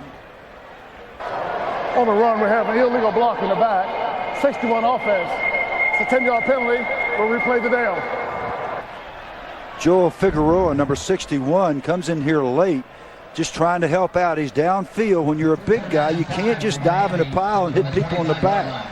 Again, Miami scratching, fighting, trying to get back in this game somehow, at least finish with dignity, and just tripping over their own effort one time after another. With that being a spot foul, Miami actually picked up 5 yards on the play, so it's 3rd and 5. Wright flips it over the middle, right at the first down marker. The catch was made by Shields, and it looks to be good for a Miami first down out to the 31-yard line. It's not fun to play against anybody when they know you got to throw the football, but especially these guys, and he's being hit every play. And here is our Pacific Life game summary. In the first quarter, Miami with 6 yards, and they came right back in the second quarter and made it a game. And you can see how this flipped around from first quarter to second quarter, but the same could probably be said between the third quarter and the fourth quarter. Look what happened on offense for Virginia Tech in the second. They were minus 12, and that's where Miami was allowed back in the game, at least temporarily. A delayed blitz came, and Wright couldn't get away. From the far side, Stephen Virgil came, and he came from probably about 8 yards off the line of scrimmage and still got there. That was a corner blitz into the sideline, the short corner, meaning the boundary corner, the guy coming from the right side of your screen. You'll see him coming here. He's the guy that you don't have a blocker for. The quarterback has to see that. He has to throw a hot route, a little hitch or something, get rid of the ball because you don't have a blocker for it. Right on second down and forever is forced to unload once again.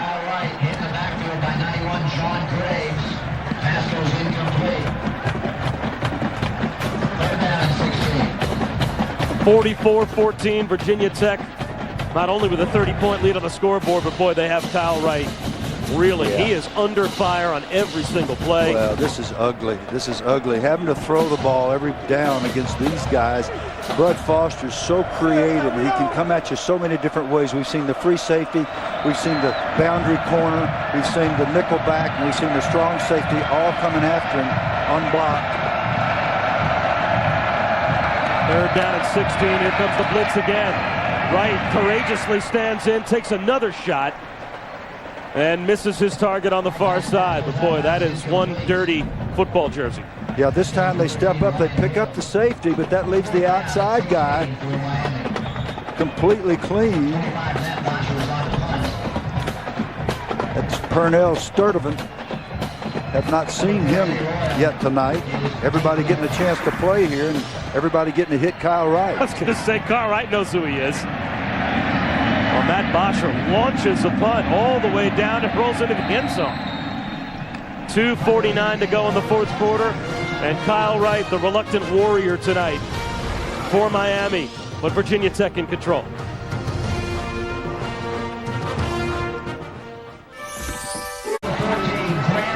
(44-14) Virginia Tech against Miami. Well, what is that? A little hot cider on the Virginia Tech sideline. It must be senior day. Somebody's mommy brought hot cider. The Canes shut down the running play at the line. Dustin Pickle has nowhere to go. One more. And these guys get to enjoy a hot beverage with 2.5 minutes to go. A hot beverage and a little NASCAR for Mr. Marchman. Still more impressed with the 7'10" squat than I am the NASCAR doodad that he's, what do you call that thing? Visor? Grant Throckmorton is now in at quarterback for Virginia Tech. Handing it off once again to Dustin Pickle, who gets to the outside and has a first down and more. And stays inbounds to the 45-yard line.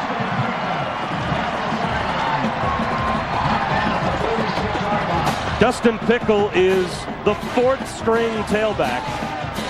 And he gets some time here. And again, Virginia Tech, their next game, the rivalry game with Virginia. And it comes up next Saturday at noon.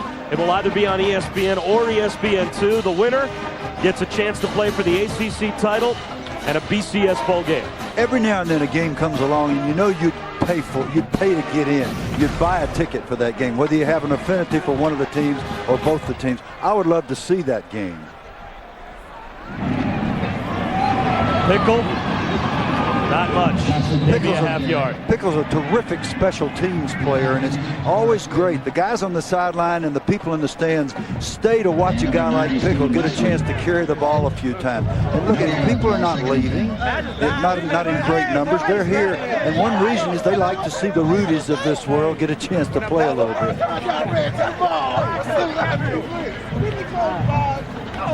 A little over a minute to go. There is nothing like winning in the world. Nothing.